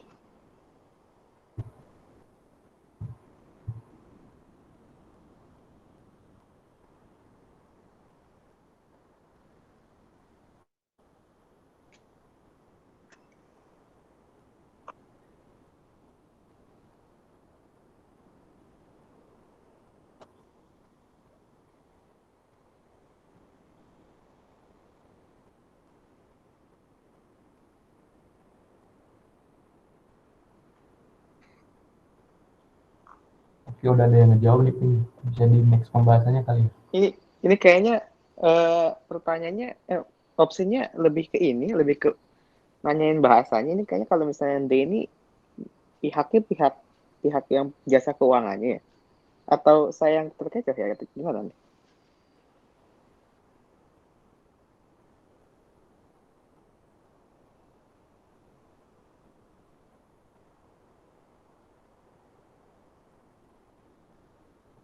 Kalau kita BCN-nya ya, A, B, C sama E itu kan yang dilakukan sama konsumen gitu. Sedangkan yang D itu berlawanan gitu. Jadi saya mikirnya ya tanpa saya tahu materinya saya jawabnya D gitu. iya. Iya, iya benar. Kalau aku sih setuju itu. Itu deh lebih ke Ya, oke, bisa di next pembahasannya kali ini. udah nih.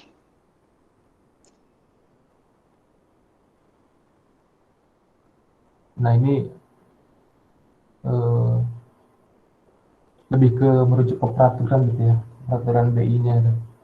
Jadi ketika memilih dan menggunakan produk dan jasa dari suatu lembaga jasa keuangan, konsumen dan masyarakat itu wajib memperhatikan informasinya itu berdasarkan nama produk banknya, kemudian jenis produk banknya, terus ada manfaat dan risiko yang melekat pada produk banknya gitu. Persyaratan, terus tata cara penggunaan produk banknya juga, biaya yang melekat pada produk banknya juga, kemudian perhitungan bunga atau bagi hasil dan margin keuntungan. Intinya lebih ke biar konsumen itu terlindungi lah gitu ya, maksudnya harus pandai-pandai dalam memilih jasa gitu ya, dalam mempercayakan kepada lembaga jasa keuangannya gitu. Berarti kan di sini kita lihat aja langsung ke soalnya, dalam memilih dan menggunakan produk dan jasa dari suatu lembaga jasa keuangan, konsumen dan masyarakat wajib memperhatikan hal sebagai berikut.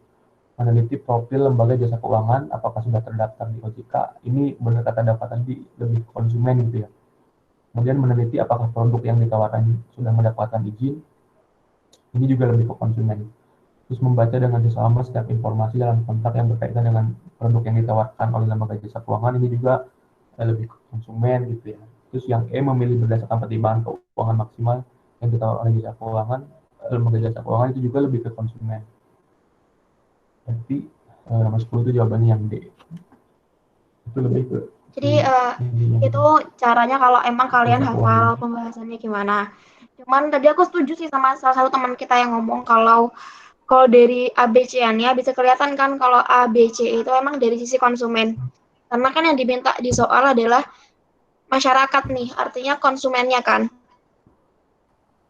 Kalau yang Do itu kan lebih dari produksi, dari pemiliknya nih. Jadi ya benar Do gitu. Makasih ya. Gimana ada yang mau tanyain? Tapi ini emang soal harus hafalan nggak sih? Intinya nanti bisa diteliti aja kali ya di opsi jawabannya benar kata dapat tadi. Misalkan kalau mentok banget gitu, nggak tahu, nggak hafal ininya gitu.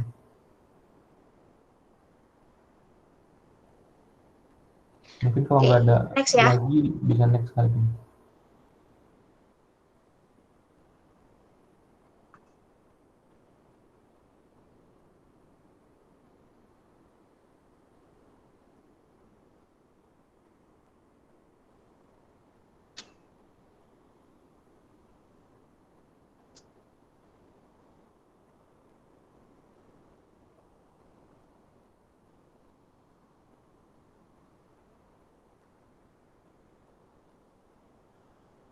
Oke, bisa di ini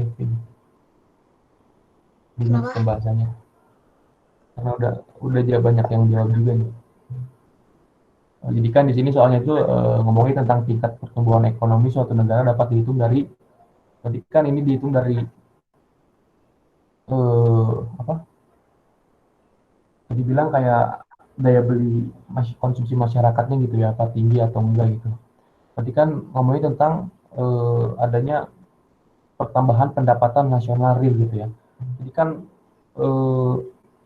ada perbedaan gitu antara pendapatan real sama pendapatan nominal gitu ya. Kalau pendapatan nominal itu kan berupa uang gitu ya, maksudnya entah itu 5 juta, 10 juta, ataupun 20 juta gitu ya, berupa nominal gitu ya, ada uang gitu lah ya. Nah, kalau real itu lebih ke daya belinya gitu, maksudnya dari uang yang ada itu bisa dibeliin buat apa aja gitu. Misalkan dari uang 5 juta itu bisa beli HP atau mungkin bisa beli kebutuhan pokok berapa banyak gitu. Terus misalkan ketika 10 juta dapat beli apa aja gitu. Nah, jadi intinya kalau misalkan pendapatan nominal sama real itu lebih ke, kalau nominal itu lebih ke uangnya gitu ya, dalam bentuk uangnya gitu, jumlah nominalnya ada gitu, 5 juta atau 10 juta gitu. Nah, kalau real itu jumlah barang yang bisa dibelinya tuh berapa gitu, jumlah barang yang bisa dibelinya itu apa aja gitu ya. Nah, otomatis kan ketika pendapatan nasional realnya ini eh, apa bisa dibilang meningkat gitu ya, berarti kan berarti ada apa, ada pertambahan gitu, jumlah barang dan jasa yang istilahnya dibeli oleh masyarakat gitu ya. Otomatis pertumbuhan ekonomi ini bisa dihitung gitu dari adanya pertambahan jumlah barang dan jasa gitu. Apakah itu meningkat atau menurun? Karena real itu kan lebih ke jumlah barang gitu ya, atau key-nya. Berarti kan ini ngomongin tentang adanya pertambahan jumlah barang dan jasa ini.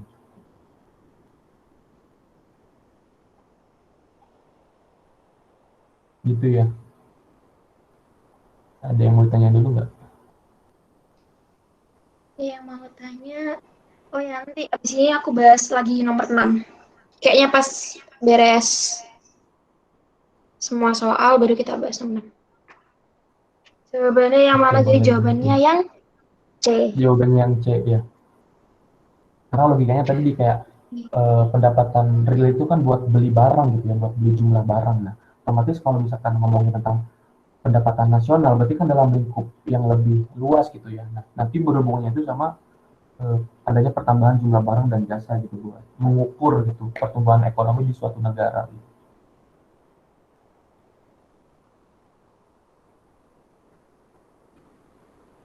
Mungkin kalau nggak ada yang mau ditanyain bisa di next kali ini.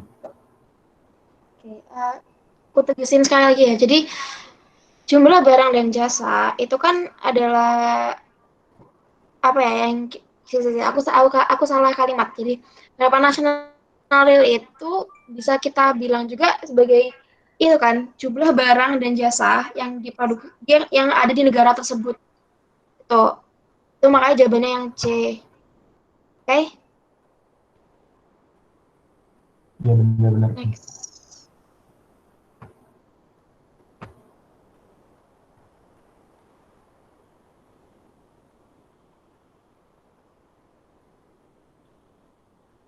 Oke, bisa coba jawab dulu nih.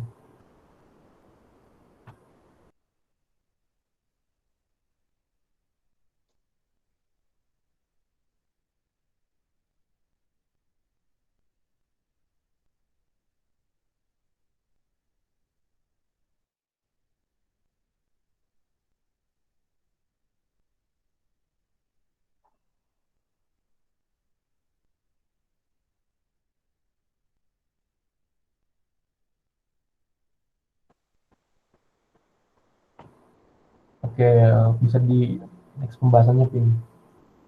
Nah, jadi kan di nomor 12 ini ngomongin tentang bab manajemen gitu ya. Jadi kan manajemen itu kan dibagi gitu ya, jenjang manajemennya itu kan jadi 3 bagian gitu. Ada manajemen puncak, terus juga ada manajemen menengah, terus juga ada manajemen bawah.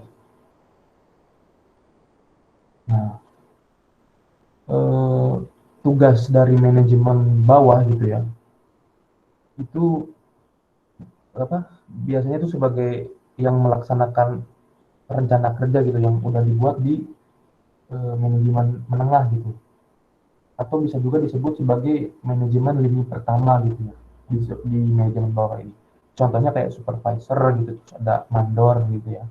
Nah, kalau manajemen menengah itu lebih ke arah melaksanakan gitu kebijakan yang udah dibuat sama manajemen puncak gitu ya, atau bisa dibilang atau bisa juga kayak menjadi penghubung gitu antara manajemen puncak sama manajemen bawah gitu. Contohnya ada kayak manajer, terus juga ada kepala divisi gitu ya. Nah, kalau yang terakhir itu yang paling atas itu ya ada manajemen puncak gitu. Nah, bertugasnya itu untuk membuat kebijakan-kebijakan gitu yang penting buat keberlangsungan perusahaan, terus juga buat memimpin organisasi atau memimpin perusahaan itu secara keseluruhan itu dan memimpin para manajer juga gitu ya. Nah, contohnya itu kayak direktur, terus juga eh, CEO gitu ya, terus juga presiden perusahaan gitu. Nah, berarti kan di sini kita bisa lihat di soal nomor 12 itu kan memimpin organisasi atau perusahaan secara keseluruhan gitu, dan memimpin para manajer agar dapat membentuk tim kerja yang baik merupakan tugas. Berarti kan ini udah bisa kita jawab gitu ya.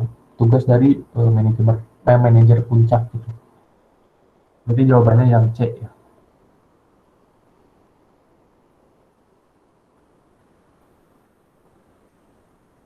Ada yang mau tanya dulu nggak? Atau Pin mau nambahin gitu?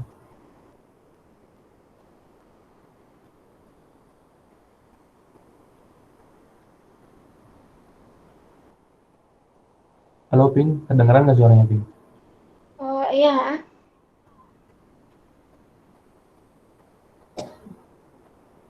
gimana? Mungkin kamu mau nambahin atau gimana? Nah sih kalau manajemen tuh emang kudu dihafal dulu. Ntar ya buat SMA sih dihafal dulu aja sih. Iya benar. Gimana next? Boleh. Karena nggak ada yang nanya.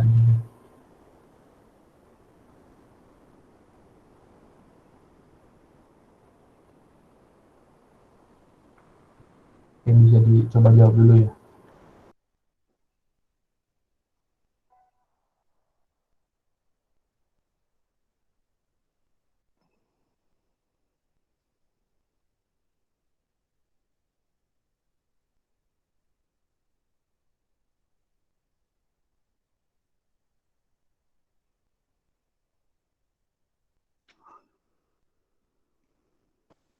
Oke, bisa di next pembahasannya Ping.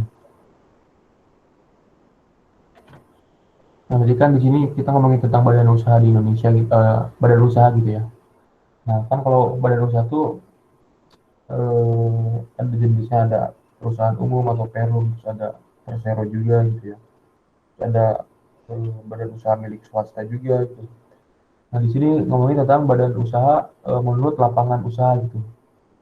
Nah, badan usaha menurut lapangan usaha itu dibagi menjadi ada usaha agraris, terus juga ada badan usaha ekstraktif, terus ada badan usaha industri, perdagangan, dan jasa gitu kan. Otomatis kan kita udah bisa jawab gitu ya, selain dari badan usaha menurut lapangan usaha, berarti kan jawabannya yang A gitu, badan usaha perseroan terbatas atau badan usaha PT gitu ya.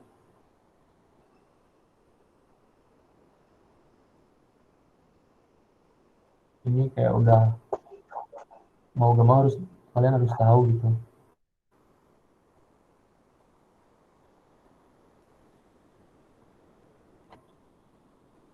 Cuma ada yang mau ditanyain nggak?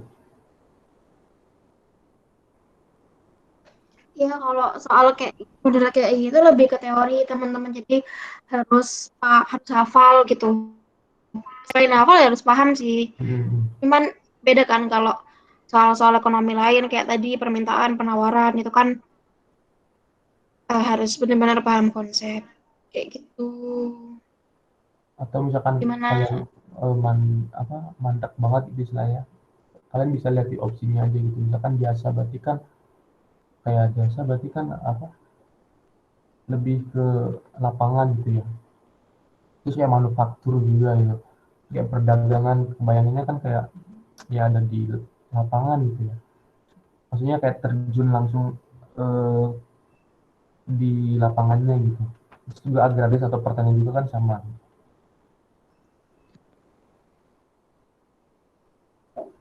kegiatannya, maksudnya kayak lebih ke apa, ada di lapangan gitu, lapangan usaha gitu. Itu kali ada yang mau tanya dulu nggak?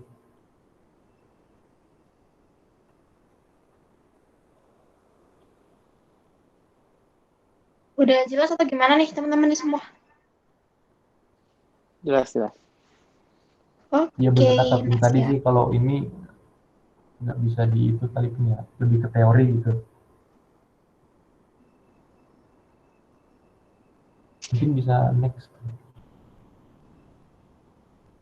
Nah ini boleh coba dulu aja.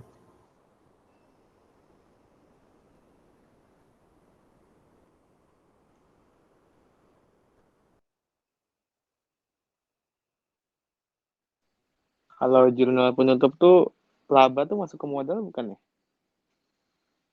Iya, Saya rada benar. lupa soalnya. Iya, tapi lupa di debit Kalau kreditnya itu saya. Iya benar, kalau laba itu ada ke modal gitu. Entah itu laba, itu ada yang laba atau rugi gitu. Jadi nanti kalau misalkan apa jurnal penutup dari yang laba atau rugi itu sama aja gitu, tapi cuma beda posisi doang gitu, debit atau kreditnya gitu. Ya langsung aku jelasin aja gitu. Jadi kan ini ngomongin tentang jurnal penutup gitu. Nah ada eh, apa? Ada untuk Atas menutup kredit. akun pendapatan, mungkin bisa di next pembahasannya kali ini. Jadi kan ada menutup akun pendapatan gitu ya. Itu kan jurnal penutupnya itu kan penjualan di debit, kemudian ikhtisarnya itu di kredit gitu, ikhtisar laba ruginya. Terus untuk menutup akun beban itu ikhtisar laba ruginya itu kan di debit, kemudian bebannya itu di kredit gitu. Nah, untuk menutup akun pembelian juga sama ikhtisar laba ruginya di debit, pembeliannya di kredit. Nah, kalau misalkan laba itu kalau misalkan berhubungannya benar kata dapat tadi sama modal gitu ya, sama akun modal, dan nanti jurnal penutupnya tuh ikhtisar laba ruginya itu di debit gitu ya. Nah, terus modalnya itu di kredit. Nah, kebalikannya kalau misalkan rugi, nanti modalnya yang di debit, nah terus ikhtisar laba ruginya yang di kredit. Terus kalau menutup akun prepaid gitu, prepaid gitu ya, itu nanti modalnya di debit, terus prepaidnya nanti di kredit. Berarti kan ini si perusahaan ini memperoleh laba gitu, laba sebesar 10 juta. Berarti kan nanti ayat jurnal penutupnya ya ikhtisar laba ruginya nanti di debit gitu ya 10 juta, terus modalnya di kredit 100 juta. Mungkin kalau dari tim ini harus dihafal atau enggak nih kira-kira? bukan di hafal sih, dibikin gini aja. Kalau aku sih Hmm. nggak menghafalkan ya. Kalau hafalin kan kadang bisa sering lupa gitu. Aku mah Iya iya bikinnya benar. kayak gini. Kalau laba itu kan nanti sifatnya akan menambah modal toh. Modal dia bertambah di sisi kredit. Jadi kalau ada laba otomatis nanti akan menambah modal di sisi kredit. Makanya kalau laba modalnya di bawah, kalau rugi dia modalnya ada di atas. Gitu. Tapi kalau di jurnal penutup itu dibalik ya. Kalau Nah, apakah maksudnya ini masih ya? Berarti dibalik ya kalau misalnya dia beda. laba, kalau misalnya dia laba si modalnya di kredit gitu. Ini gini. Ya, Jadi perbedaannya laba rugi sama yang prive, pendapatan, beban. Jadi kayak gini, kalau penutup bener, emang dia mengonolkan kan? Kalau laba, nanti hasil apa namanya akhirnya ini kan akan berdampak di periode berikutnya. Sementara kalau pendapatan, beban, prive, dia kan kembali lagi kan, kayak nol, karena kita udah ngenolin lah. Kalau laba atau rugi, itu kan nanti efeknya akan ke periode selanjutnya. Kalau aku pahamnya kayak gitu ya perbedaannya. Setuju nggak? Iya benar-benar. oh iya, setuju. Izin nambah ya, kan kalau kita ngelihat dari laporan laba rugi yang di worksheet atau kertas kerja itu kan laba itu ada di sisi ini kan debit, ya kan? Nah, kan pasangannya tuh nggak ada. Nah, untuk mengenalkan ya ini kita pasangin sama modal. Benar kata Pink tadi, kalau laba itu dia berpengaruh ke modal. dibawa ke periode selanjutnya. Jadi sebenarnya kalau di dalam jurnal penutup ini kita ini aja sih kayak mahamin mana sih saldo normalnya kayak gitu. Nah, itu pengkhususan untuk laba rugi itu kita ngelihatnya dari sisi modelnya gitu. Jadi kayak tetap gitu loh. Thank you, Riz, gitu. Gimana yang Oke, lain clear makasih. kan?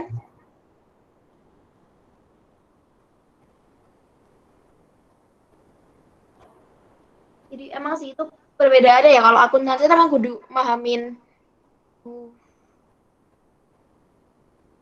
Iya benar. Tapi mungkin kalau misalkan kepepet banget, ya mending dihafal aja kali ini ya. Kalau misalkan udah kepepet banget gitu, mau gak Oke. mau. Next ya. Oke, next.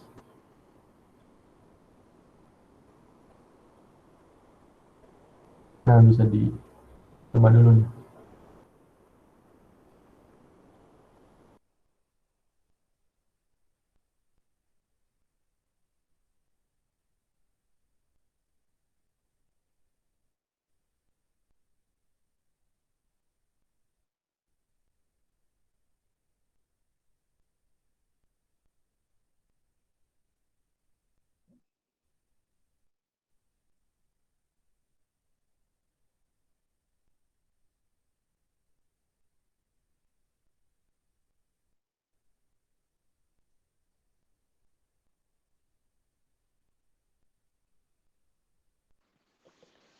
Ini yang nomor 2 tuh itu bukan ML sama dengan MC ya?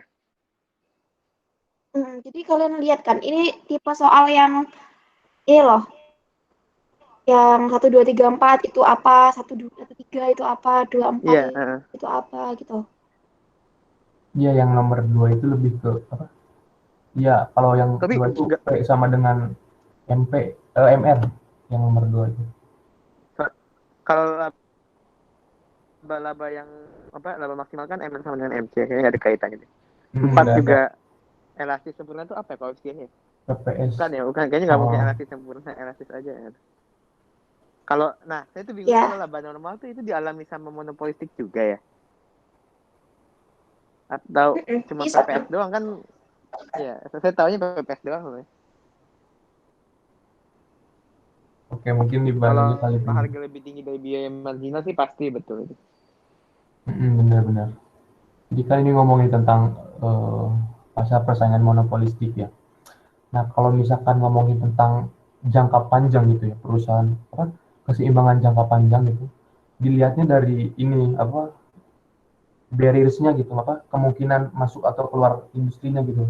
Jadi kalau misalkan kayak di PPS aja gitu kan, itu kemungkinan masuk atau keluarnya itu kan sangat mudah gitu ya, atau no barrier to entry gitu. Produsen itu bisa keluar masuk dengan mudah gitu. Otomatis kan ngaruhnya ke keseimbangan jangka pendek sama jangka panjangnya gitu. Di jangka pendek si produsen itu bisa memperoleh laba super normal gitu ya. Bisa juga laba normal atau rugi minimum. Tapi di jangka panjang si produsen itu di pasar persaingan sempurna itu eh, hanya memperoleh laba normal gitu. Logikanya karena si apa masuk dan keluar pasarnya itu mudah, otomatis kan misalkan kayak ketika di jangka pendek produsen itu cuma beberapa doang gitu yang jualan misalkan jualan eh, sayur gitu lah ataupun yang lainnya gitu ya, otomatis kan kalau misalkan di jangka panjang karena melihat eh, jualan itu rame gitu, otomatis kan orang lain pengen ikutan gitu ya. Makin lama makin banyak juga yang jualnya, akhirnya kan di jangka panjang cuma dapat laba normal gitu. Nah sebaliknya kalau misalkan di pasar monopoli itu kan kemungkinan masuk atau keluar pasarnya itu sangat sulit gitu ya, karena adanya istilahnya kayak syarat gitu ya, nggak bisa semua orang masuk ke pasar monopoli gitu aja gitu ya, karena adanya syarat buat masuknya gitu. Nah otomatis kan ngaruhnya ke keseimbangan jangka pendek sama jangka panjangnya gitu. Kalau di jangka pendek perusahaan itu bisa laba super normal, bisa laba normal, dan bisa juga rugi minimum gitu. Tapi kalau di keseimbangan jangka panjang perusahaan itu justru bisa memperoleh laba super normal gitu, karena ya itu tadi adanya hambatan gitu ya, adanya hambatan buat masuk atau keluar di pasar monopoli gitu. Nah, otomatis ini Jadi kan emang ngomongin tentang boleh boleh gimana? iya apa sih emang setahu aku monopolistik kalau jangka panjang bisa laba normal. Bener.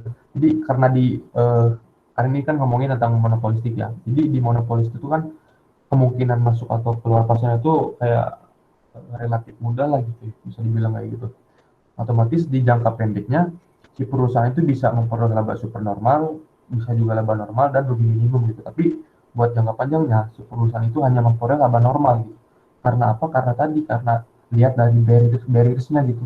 Kemungkinan masuk atau keluar pasarnya itu karena relatif murah, jadi di jangka panjang perusahaan itu atau produsen itu hanya dapat laba normal gitu. Nah, berarti kan opsi satu harga lebih tinggi dari biaya marginal itu benar ya. Nah, terus kalau misalkan opsi 2 harga sama dengan penerimaan marginal ini kan adanya di pasar persaingan sempurna gitu karena bentuk kurvanya itu elastis sempurna, otomatis kan MR sama dengan eh, HR juga gitu ya. Jadi kalau yang dua lebih ke PPS itu. Nah, kalau yang tiga itu kan perusahaan memperoleh laba normal benar karena apa? Karena adanya hambatan buat masuk atau keluar perusahaannya. Nah, kalau yang empat, perusahaan menghadapi kurva permintaan yang elastis sempurna, itu kan bukan di pasar persaingan monopolistik ya, karena di pasar persaingan monopolistik kan bentuk kurvanya itu sangat elastis gitu. Tapi kalau di PPS baru elastis sempurna gitu atau horizontal. Berarti nomor 15 jawabannya yang B. 1 dan 3 itu B. Itu. Oke, gitu ya. Ya, habis nomor 15 kita bakal balik ke nomor 6 ya.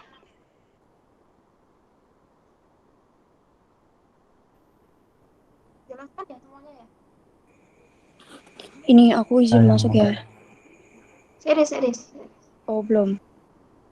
Cek WA. Oke. Gimana? Mungkin bisa langsung ke nomor 6 aja kali ini. Nah, ini jadi benar jawabannya yang B kan tadi, bukan. Do kan D, tadi D. ya? Iya, D. Karena dia perpetual. Ada perbedaan perpetual periodik. Nah, habis ini bakal dijelasin lebih jelas lagi sama Iris. Jadi Iris bakal share screen teman-teman. Oke, Oke. boleh. Wait. Bentar.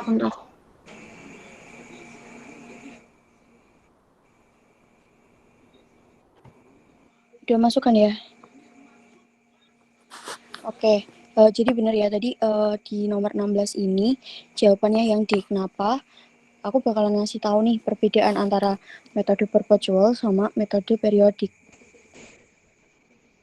Nah, jadi gini, misal ada transaksi pembelian barang dagangan secara kredit. Kalau di sistem persediaan perpetual, dia bakalan dicatat sebagai persediaan, terus kreditnya utang dagang. Tapi kalau di sistem periodik, tadi kita harus mencatat dengan pembelian dan utang dagang. Nah, di sini nih bedanya. Kalau perpetual itu dia pakainya persediaan, nah kalau di sistem periodik dia pakainya pembelian. Terus kita lihat lagi ke sistem persediaan perpetual yang biaya pengiriman pada pembelian. Nah, kalau di sistem perpetual ini dia dicatat sebagai persediaan di debit, terus kreditnya ada kas. Kalau di sistem persediaan periodik dia ada beban angkut pembelian sama kas. Bedanya di sini. Kalau metode perpetual ini dia dicatat sebagai persediaan, kalau sistem periodik dia dicatat sebagai beban angkut pembelian. Nah, kemudian kita lihat lagi ke akun retur dan potongan pembelian.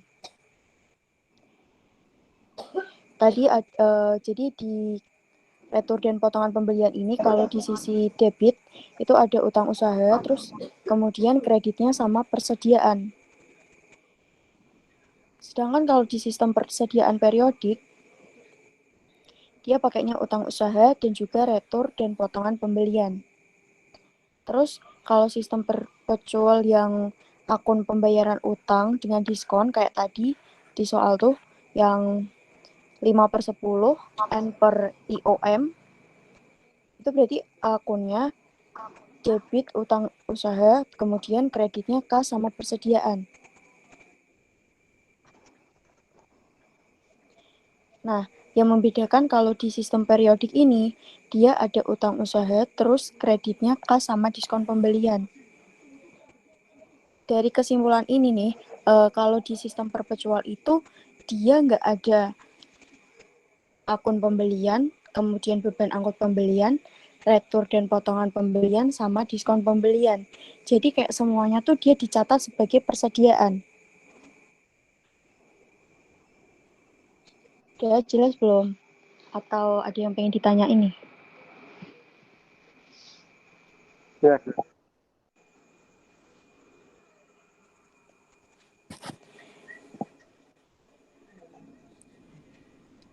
Oke, aku cuma mau nambahin itu aja sih. Oke, aku stop share screen. Aku kembaliin ke ping. Thank you. Oke, udah jelas ya teman-teman gimana? Ada yang masih mau ditanyain nggak buat malam ini? PPT-nya di-share, dia di-share. Kalau mau buka PPT kita tetap di link yang bit.ly garis miring TKA ekonomi itu ya.